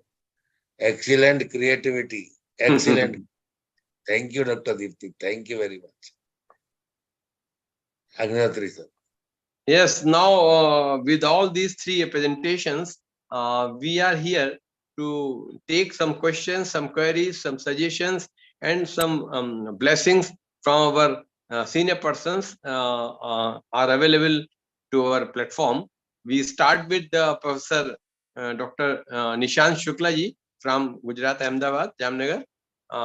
Meanwhile, I request and appeal to all other our dignitaries which are there in our platform that you please be prepared to add on something, to give some suggestions, or if at all any queries there, our speakers are there, they will definitely give some solution of that.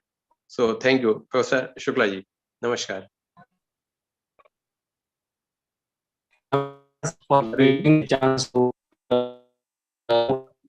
आपकी net problem है, आवाज cut के आ रही है.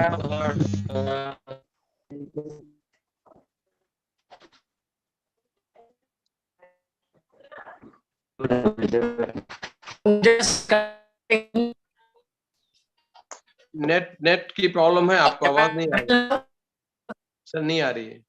थोड़ा area change करिए जरा सा.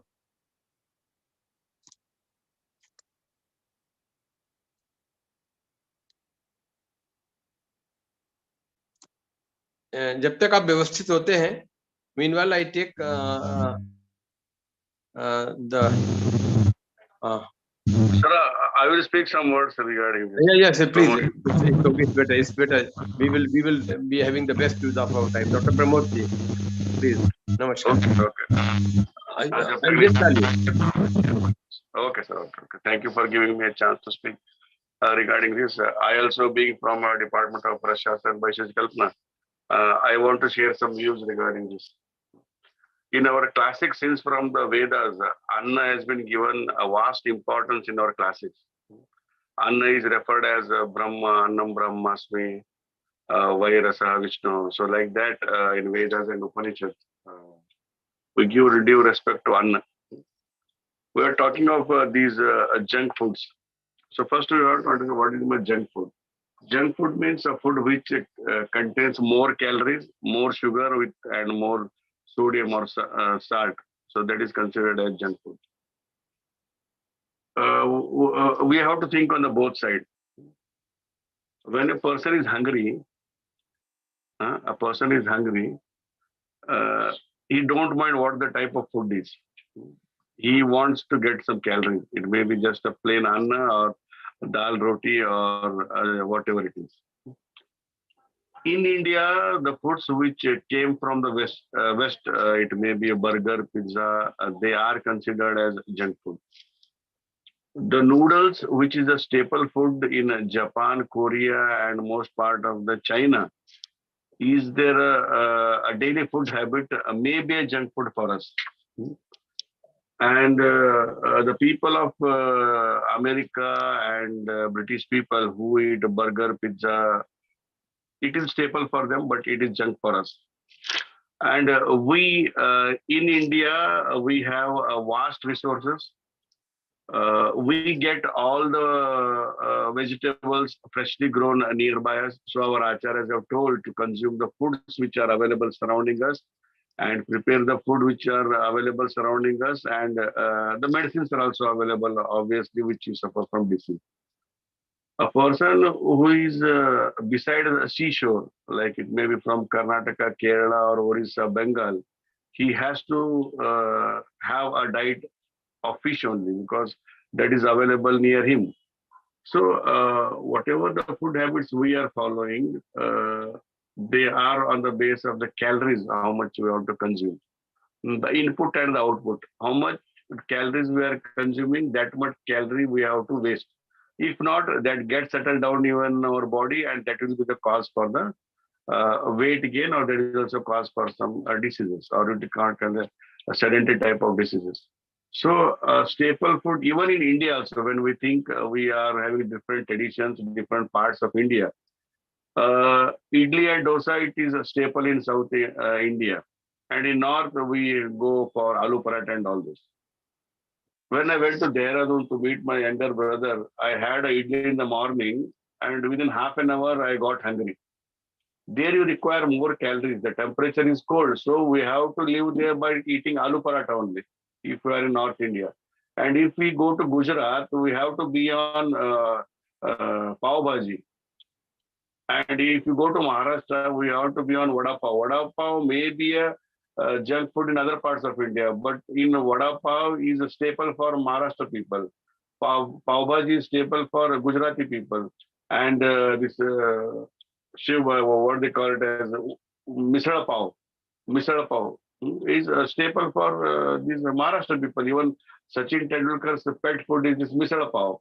Cricket खेलते वक्त तो सुबह मिसल पाव खा के जाते हैं, which is highly nutritious and it contains proteins a lot. So whatever the things we are talking are okay. They may not be healthy for all the people, but if a person is suffering from malnutrition, then we have to give him more calories. If we give him food in more calories, can we call it as a junk food? It is a question for all the learned people. So in Russia and in northern China and all those, they don't grow anything for 9 months.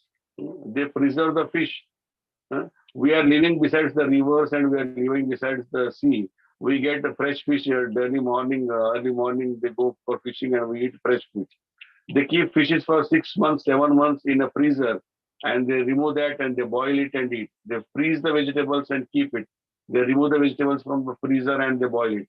So the foodies are not available in the extreme, because if extreme cold, there is -22 to -50 degrees centigrade. They can't grow any foods there. So they preserve it, and they have to preserve that. It may be by cold storing or whatever there. So my thing is, whatever it has been told in the classics, the food habits which you have to follow. In Assam and all those in the northeastern, they also eat rice. The special rice which is grown beside surrounding their area. So that will be healthy for them. So a food which is brought from other place will be a junk food, I think so. We grow grapes here in Karnataka. It is very popular where I'm living in North Karnataka. We grow grapes here. And we get apples from Himachal Pradesh and Jammu Kashmir. So the fruit which is grown in Jammu Kashmir, that is apple, if that is transported to North Karnataka and I eat here, can it be good for me?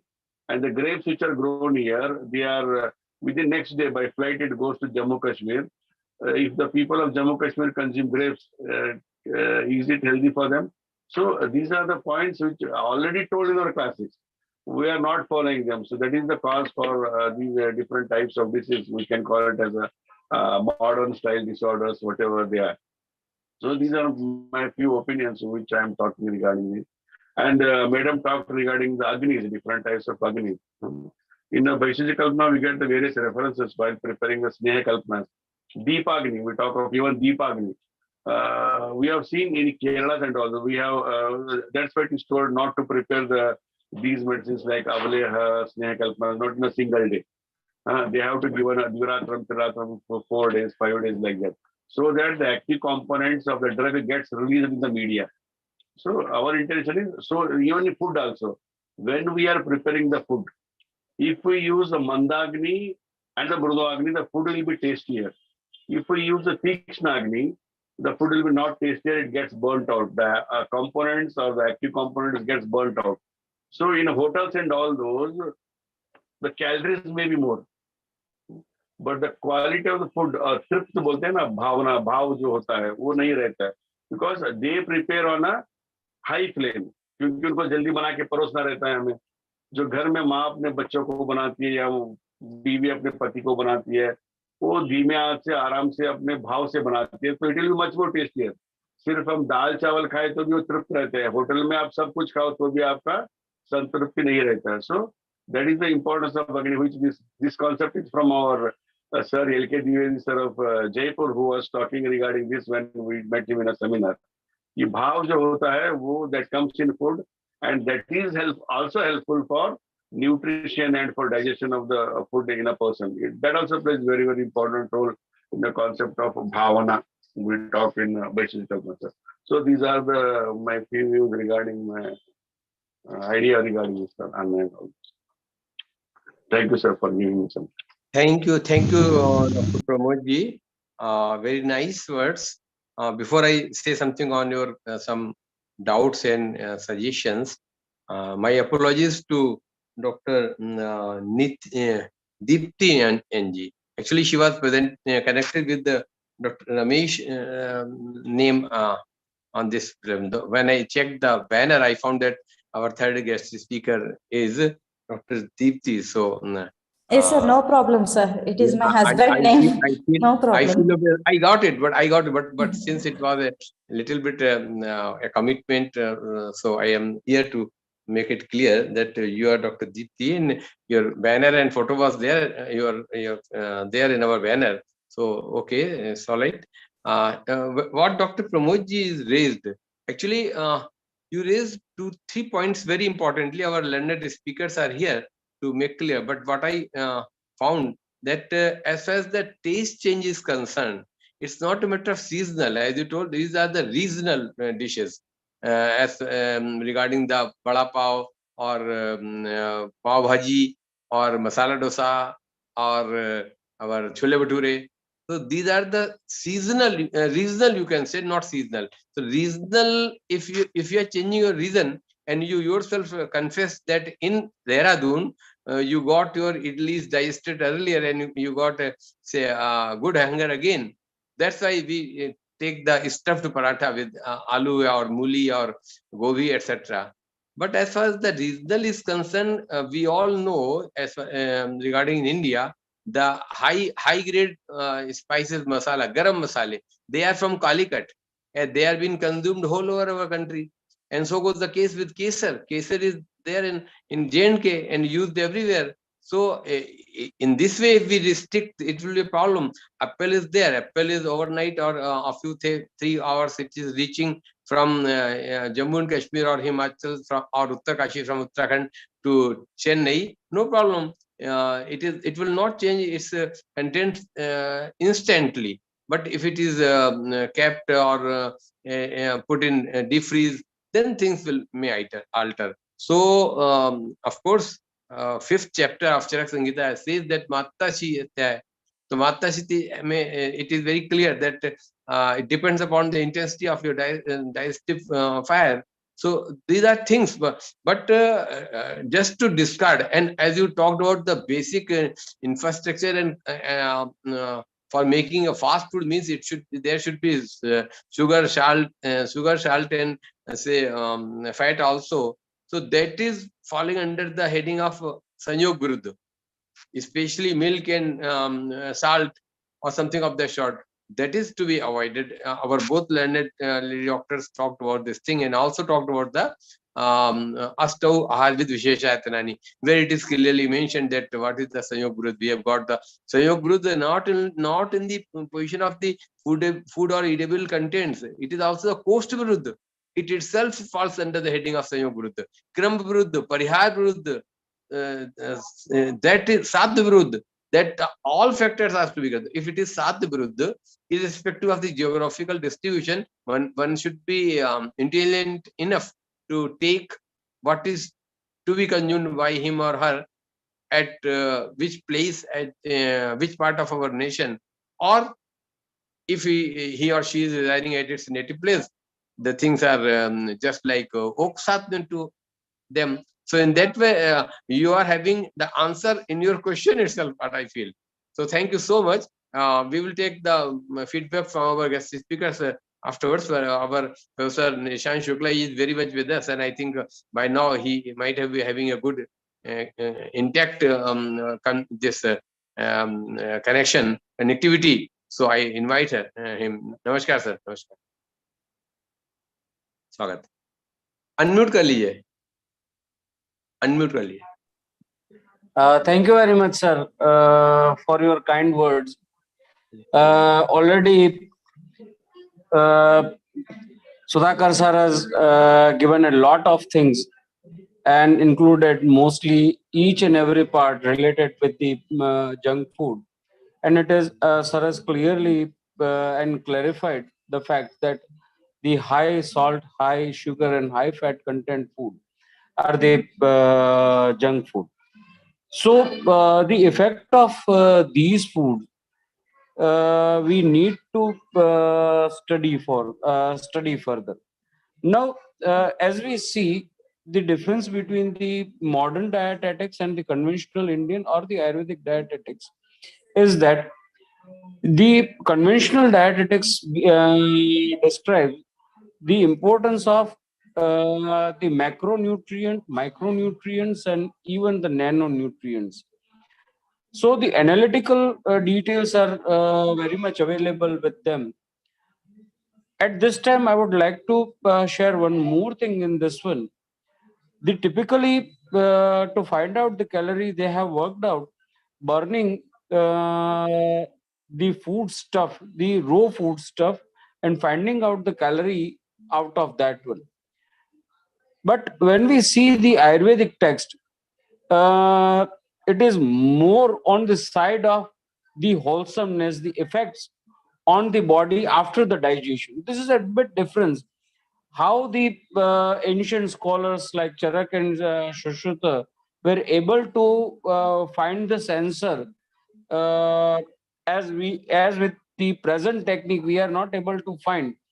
The dahi is bad for health, and takra is good for health, and ghee is even the best for the health. And today, with the experimental evidences, we have the similar outcome only. And the madhu and the grit, these are the both the food which is the most wholesome in all the age groups, starting from the neonates to the most old age. This is the most suitable food for them. But today we are not using this food. So the finding out the wholesomeness of the food, I'm trying to get more details by studying them. The wholesome index, if I am able to finalize it, I will share for the opinions of the learned scholar. One more thing, sir, you have, I should not use this word, but sir, you have rightly pointed out about the Viruddhahara. And the two things in the results of the Viruddhahara is the Shanda and the Putra Dosha, or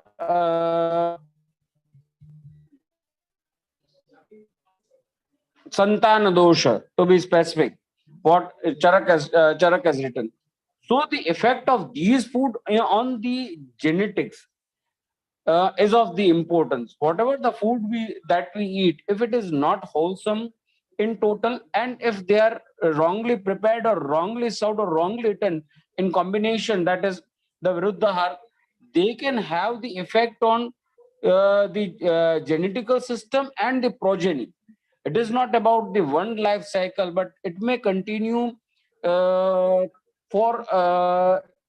generations together.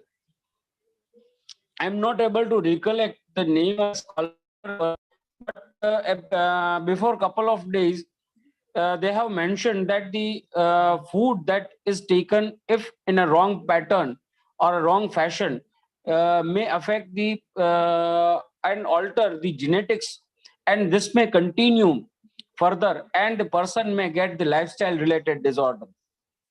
So these two things I need to highlight in the context of the junk food.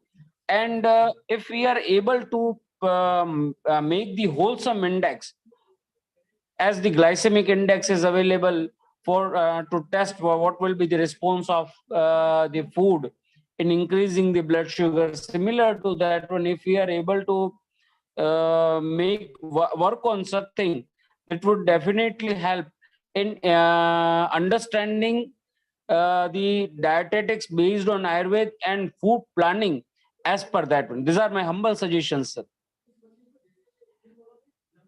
If I am wrong, please make and rectify me, sir.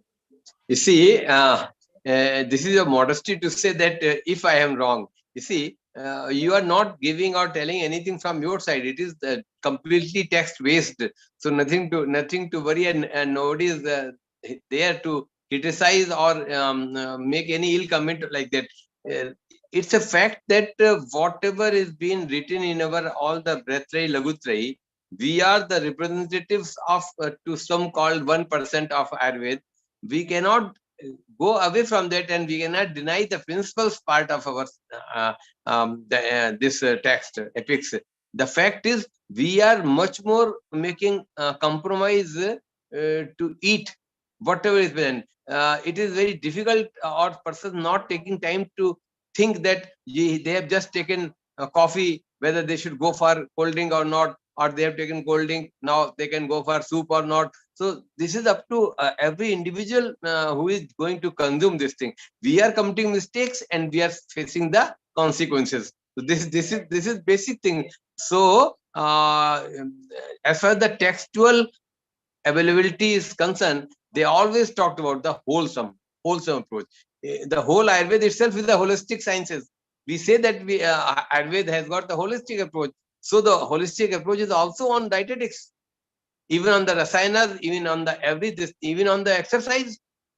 Our exercise is supposed to be restricted to that extent where we are crossing the half of the capacity of the performer. This is very fair. We are not keeping our brain aloof, heart aloof, liver aloof, and talking about health. It cannot be possible enough. So we have to take up all these things. This is what the wonderful approach of our Ayurveda. So thank you so much. your approach is wonderful. Thank you, sir. Thank you. Thank you very much, sir. Thank you very much, We are sir. very much lucky to have our former joint director, Honorable our CP Sharma Sahab. And without his words, I think this conversation will not be completed, because he has got a deep-rooted experiences, and especially experiences on their own patients level. So I invite our respected Dr. CP Sharma sir, please join us. Namaskar, sir. Ji sir, नमस्कार जी doctor साहब नमस्कार।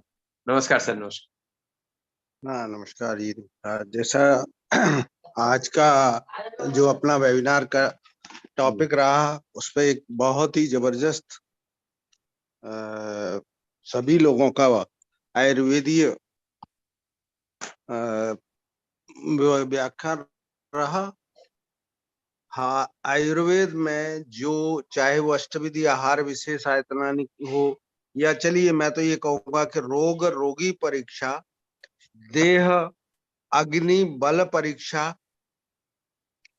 तो देह बल, अभी एक बात आ रही थी,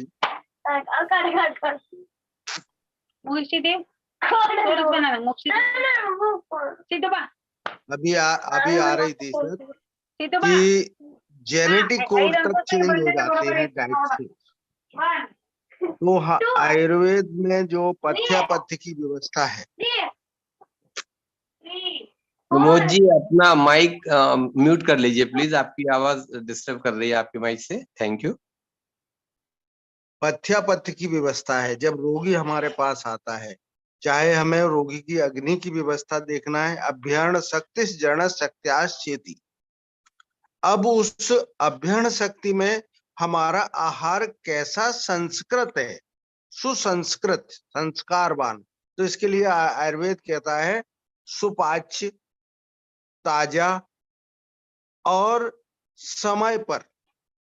तो यहाँ उन्होंने कितने नियम बता दिए कि आहार का जो प्रिपरेशन है, संस्कार है, वो संस्कार कैसा होना चाहिए, विधिवत संस्कार होना चाहिए, जो हमारे क्लासिकली टेक्स्ट में रेफरेंस्ड है, वर्णन है आहार। फिर अभी एक बात आई कि भाव कैसा है बनाने वाले का, माँ बनाती है, पत्नी बनाती है, या खाना बनाने वाली बाई बनाती है।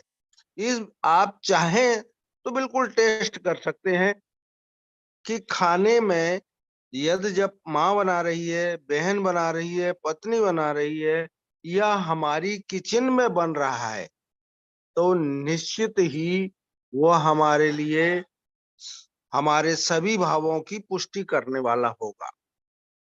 तो हमारा जो अभ्यर्ण शक्ति क्या होता है, जब खाना बहुत अच्छा बन जाता है, टेस्टी बन जाता है, अपन किचन में घुसे पता लग जाता है कि कितना खा सकते। तो ये सब चीजें बड़ा ही मार्केबल डिमार्केशन और एक्सप्लेनेशन आयुर्वेद करता है, संस्कार की व्यवस्था देता है, तरीका कैसे खाना है ये देता है, किस समय खाना है ये देता है।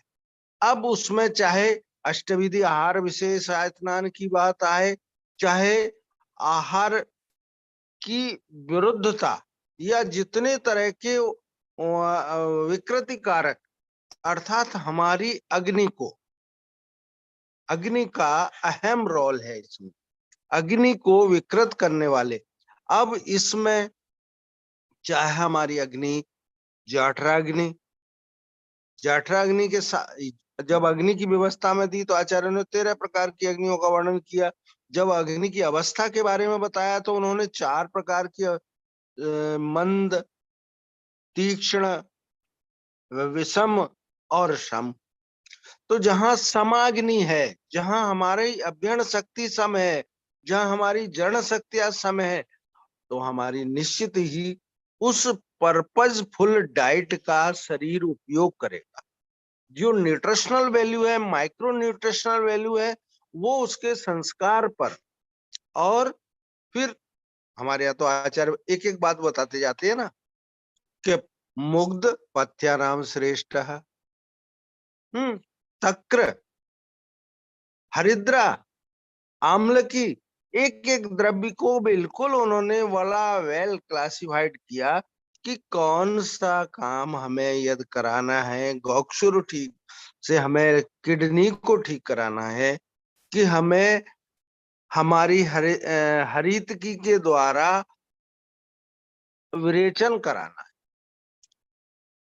इसमें हम लोगों का दायित्व निश्चित बढ़ जाता है कि हम लोग, अभी जो भावी पीढ़ी आ रही है लिटरली बहुत स्ट्रांग है कंपेरेटिवली आज अपन लोगों की पीढ़ी से। वो लिटरली खूब पढ़ना चाहते हैं, परंतु उसका क्लिनिकल एप्लीकेशन और उनके साथ आ जाए तो एक बहुत अच्छे वैद्य बन सकते हैं, जो बिल्कुल क्लासिफाइड ये डाइटरी, अभी जो डाइटिशियन आ रहे हैं ना, हम तो कहेंगे कि हमारा आयुर्वेद का डाइटिशियन होना चाहिए। हमारा वहाँ की जो किचन है मेडिकल कॉलेज की, उसमें हमारा पाचक होना चाहिए। हमारे यहाँ तो बिल्कुल एक्सप्लेन्ड है सर, एक एक कर्मचारी का नाम तक दिया हुआ है। तो हमारा पाचक कैसा हो? हमारा पाचक ऐसा हो जो पूरे मनोयोग से रोगी के कल्याण के लिए और सभी औषधि और आहार द्रव्यों का पूरा परीक्षण करने के बाद, आज जब हम देखते हैं हमारे चिकित्सालयों में जो या विद्यालयों में भी आजकल आहार का व्यवस्थापन हो गया है। कोई व्यक्ति नहीं जानता, सबसे सड़ा गेहूं खरीदेंगे, सबसे सड़ी दाल खरीदेंगे, और जो मंडी में बिक नहीं रही होगी वो सब्जी खरीद जाएगी। ये हमारी क्या पथ्य बन पाएगा? क्या वो हमारा रोगी के लिए फायदेमंद होगा? तो हमें कई जगह करेक्शन की जरूरत है। संस्कार और आयुर्वेद का ज्ञान उस डाइटिशियन को होना चाहिए जो हमारी डाइट को, अभी डाइटिशियन कहाँ से आ गया आपके बीच में? बेसिकली वो मानव शरीर को केवल और केवल 1 साल पढ़ता। हमारा आयुर्वेद वाला जो डाइटिशियन होगा, जो पथ्य की घोषणा करेगा, वो परफेक्ट होगी, हमारी क्लासिकली एक्सप्लेन्ड होगी, हमारे वैदिक और सनातन परंपरा में और हमारी ट्रेडिशनल सिस्टम में बहुत अच्छी तरह से जिसका नंबर ऑफ टाइम्स व्यवहार में किया है, अर्थात तो वो सिद्धांत के रूप में पारित हो गई है। ऐसे सिद्धांतों को हम व्यवहार में लेते हैं, तब वो हमारा सिद्धांत जो आज की व्यवस्था में evidence based diet, evidence based पथ्यापद, एविडेंस बेस्ड अपथ्य, आप ये खाओगे तो बीमारी ये बढ़ जाएगी। तो हम ये नहीं कहते कि हमारे बच्चे खूब पढ़े, अच्छा पढ़े, मॉडर्न सबको ले, परंतु हमारा जो एक्सप्लेन्ड है, न तो हमें कलर से मतलब है, न हमें उसकी जो हमारा, आप देखिए सर, आप खुद अपने खेत में गए गोभी उपजा लीजिए, आप अपनी लौकी उपजा लीजिए, आप कुछ नहीं गमले में जरा सी कोई भी एक मिर्ची उपजा लीजिए, धनिया उपजा लीजिए, देखिए क्या जबरदस्त उसका वो आता है फ्लेवर पूरे घर में, क्या मोहल्ले में पता लग जाता है कि डॉक्टर साहब के यहाँ आज छौंके लग गया।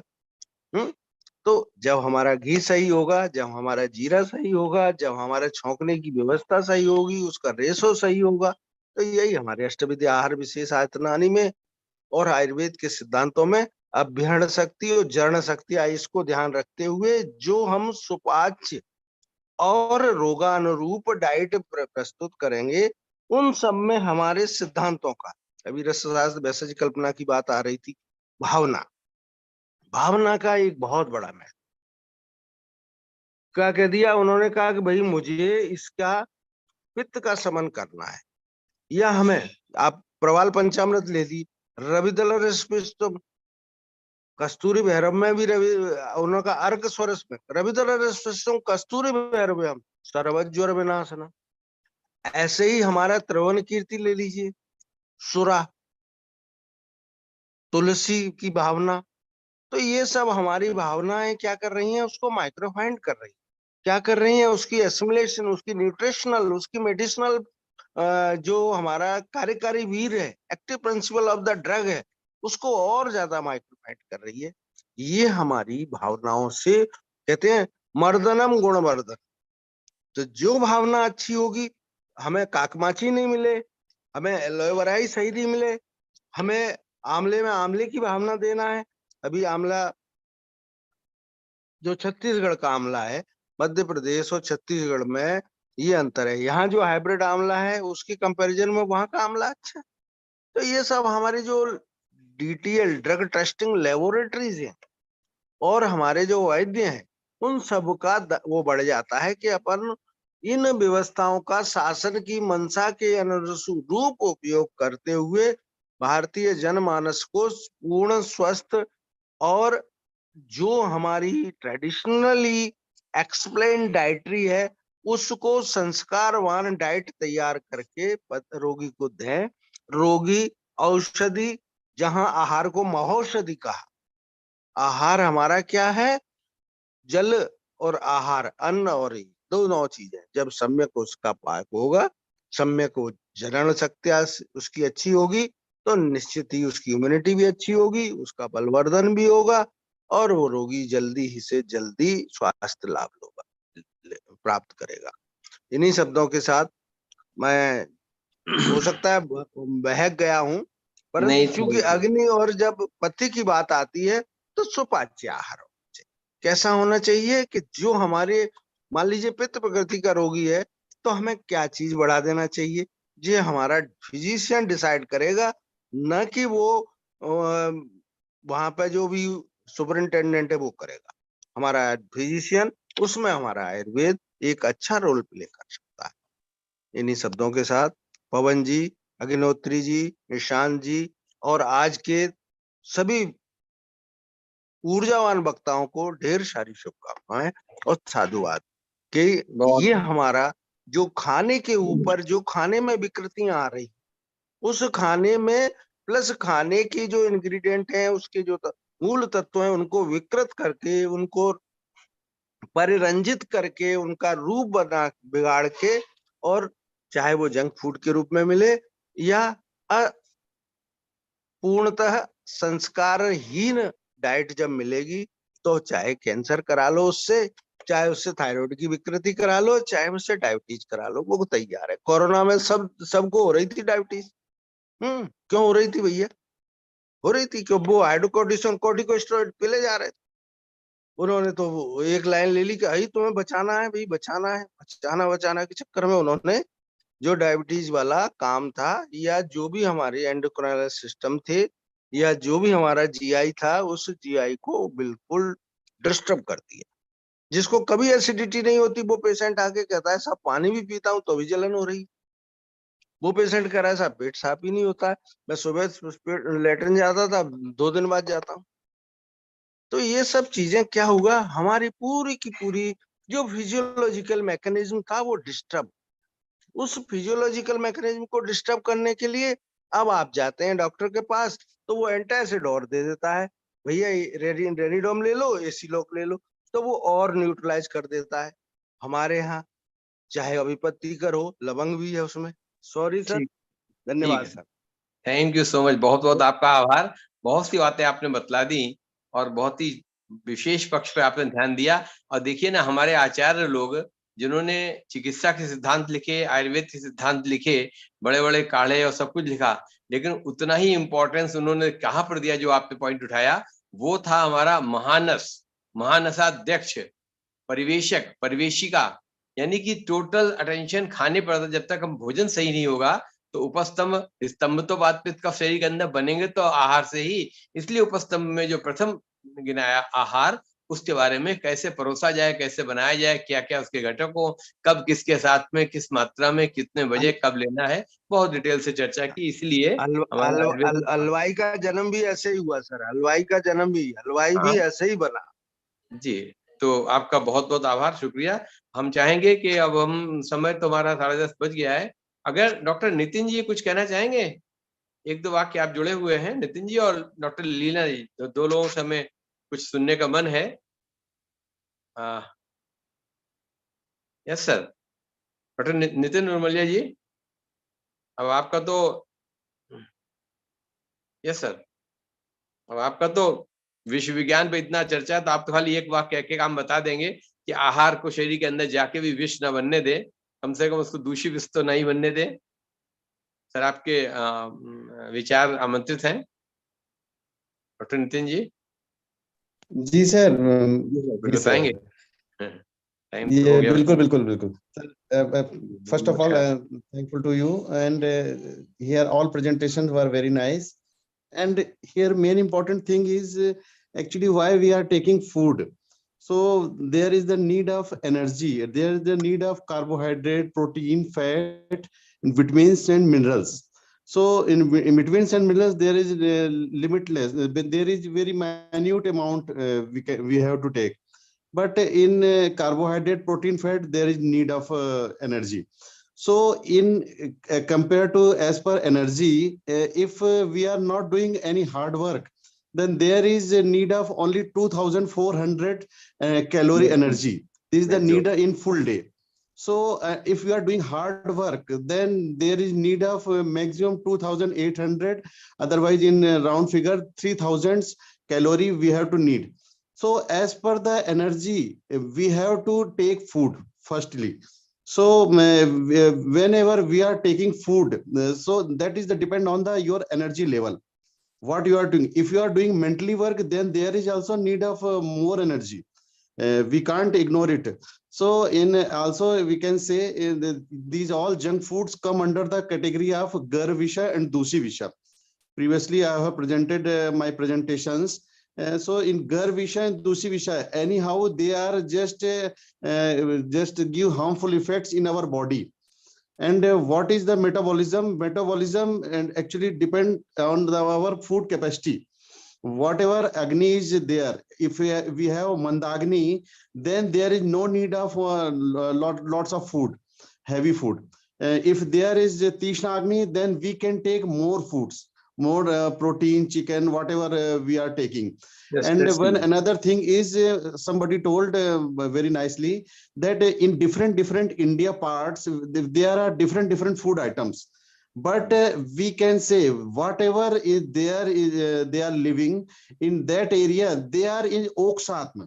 They are too much familiar with that food, that Yes. food will not give harmful effect to him, because they are too much familiar. By birth, they are taking that food in morning and something. So as per I will conclude here, and I know Yes. the time is over now. Yes. So here we have to think about our energy level and also Yes. apne digestive fire. So Yes, sir. thank you. We got your point that really without requirement, one should not go for extra consumption of the food stuff, so that then ultimately calories will increase and then liver will have to work extra. Yes, So yes, yes, yes. Sure, sure. thank you so much. Of course, we are reaching to the end, and I think most of the concepts have been completely poured into our today's webinar platform.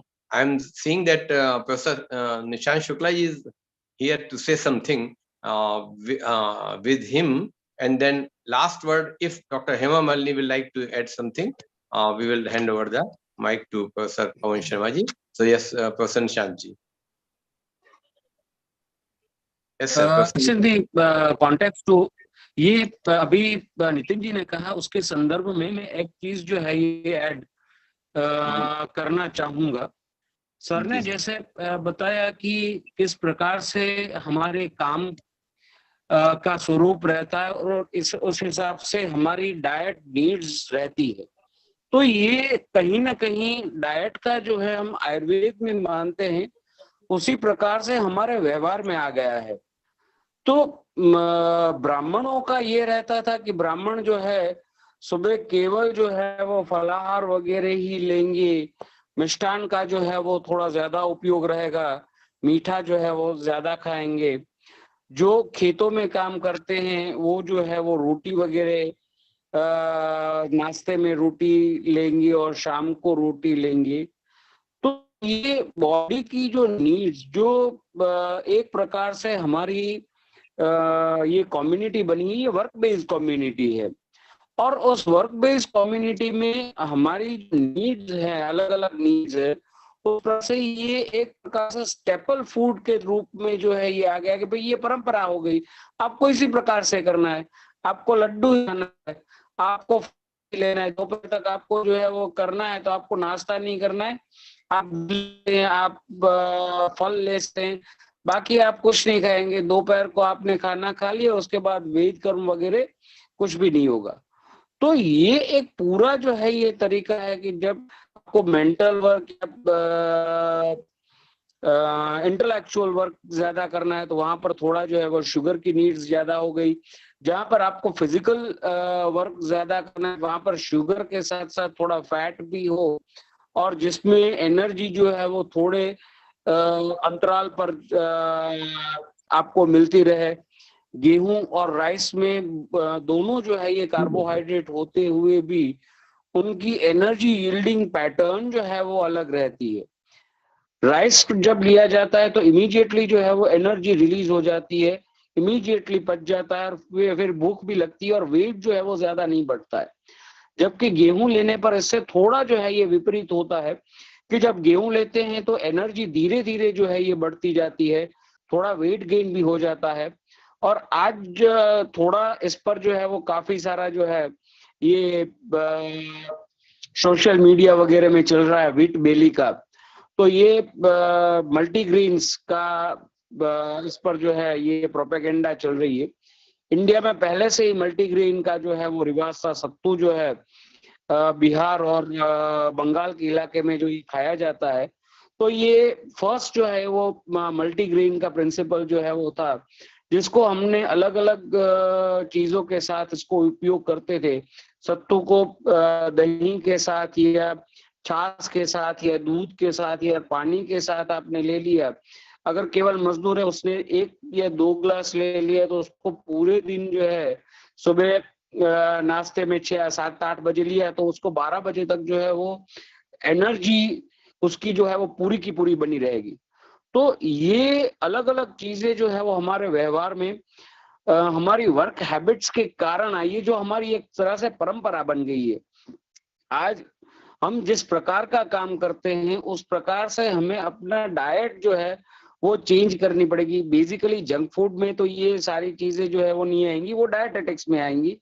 पर ये मुद्दा आया इसलिए मैंने जो है वो इसमें थोड़ा अपना जो है वो ऐड करने के लिए आपसे जो है वो प्रार्थना की। Thank you sir, thank you very much sir.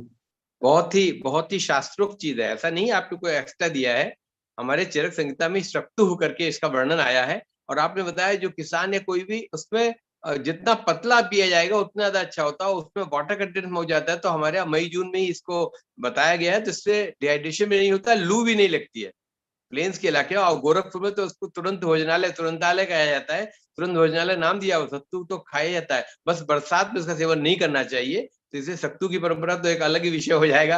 होता पंडित जी कभी उस पर भी चर्चा कर ले प्रोफेसर पवन शर्मा जी। तो इन्हीं शब्दों के साथ में मैं समझता हूँ सभी के विचार आ गए हैं। हम पैक कर रहे हैं प्रोफेसर पवन शर्मा जी को आज के वेबिनार को औपचारिक रूप से समापन की ओर ले जाने के लिए। प्रोफेसर पवन शर्मा जी नमस्कार। जी सर उपलब्ध है प्रोफेसर पवन शर्मा जी?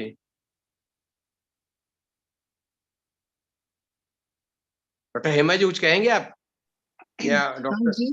हाँ जी जी कुछ sir, बताएंगे? first of all thank you so much for all your enlightenments today.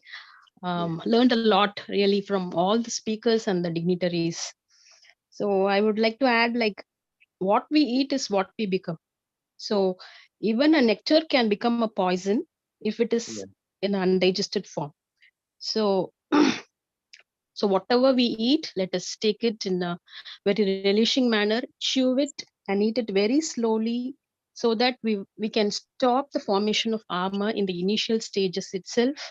And even if we take also once in a while, let us go with Tikta Kashaya Rasas, and let us try to have a minimal usage of Katu, Lavana and Madhura Rasas. And then we can have Ashtachurnam very well used in our day-to-day life like Dinacharya, so that we can detoxify ourselves on a daily basis. Thank you so much, sir. Thank you. Thank you. At the same time, your information, your presentation was also very informative. As you told that you have been enlightened by other speakers. So thank you so much, and please remain with us in consecutive webinars also. Thank you so much. So Thank you, sir. Professor Pawan Sharma ji, आपको आज के हमारे पूरे कार्यक्रम के सभी विद्वानों के विचार आ गए हैं। आपके पास हम वापस औपचारिक रूप से आज के वेबिनार को पूर्ण करने के लिए रिक्वेस्ट कर रहे हैं। प्रोफेसर पवन शर्मा जी, नमस्कार। Sir, are you here? Professor Pawan Sharma ji, आप उपलब्ध हैं? इस बीच जब तक वो संभले, हम समझते हैं शायद ये दायित्व आज हमें निभाना पड़ेगा।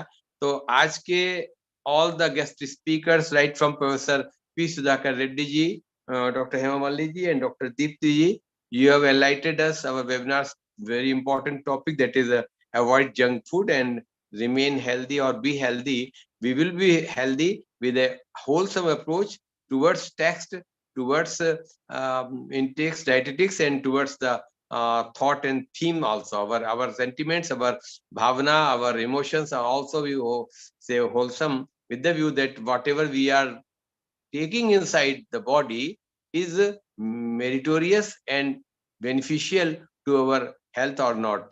With this approach and with this awareness, if at the time of proper hunger, the diet will be taken, and a healthy diet will taken, be always helpful for the maintenance of health. So I extend my core felt sincere thanks to all the guest speakers along with our persons, those who joined the panel discussion of today's Professor Nishan Sharma ji, Professor C.P. Sharma ji, our Pramod Bagali ji sir, and especially their view are always of great value, not for today or the present day, also for the future, as it is continuing from the past also. So principles are very important, which is been projected by our acharyas in our Ayurvedic test. With all these words, I again thank you all and say namaskar to all of us and to Shubhratri, good night to all the participants. Thank you so much. Thank Shubhratri, sir. Shubhratri. you.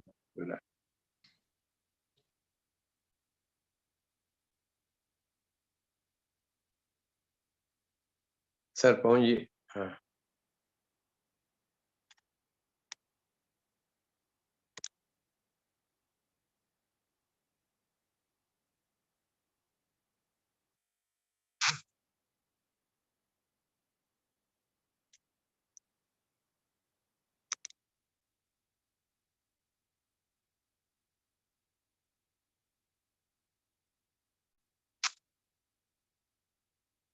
Professor Pawan Sharma ji, हमने अपनी तरफ से thanks करके webinar की समाप्ति कर दिया है। आप उसको वहां से ऑफ करा दिया है। मैम ममिता जी, आप हो या हमारे देवनाथ जी हो? हाँ जी, हरिओम।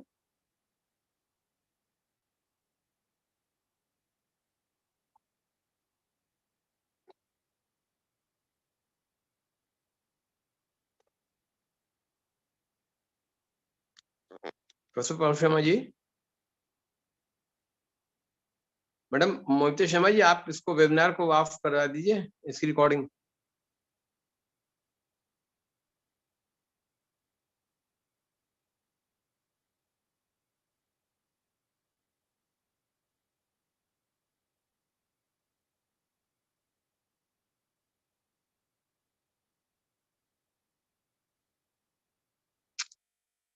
मैम मोमिता जी, इसको वेबिनार ऑफ करा दीजिए।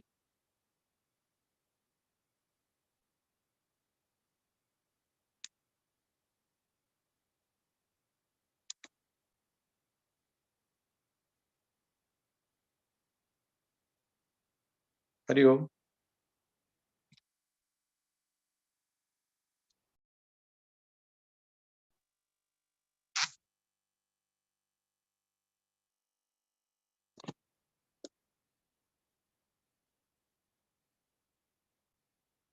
Hariom. Madam Momita ji, are you listening me?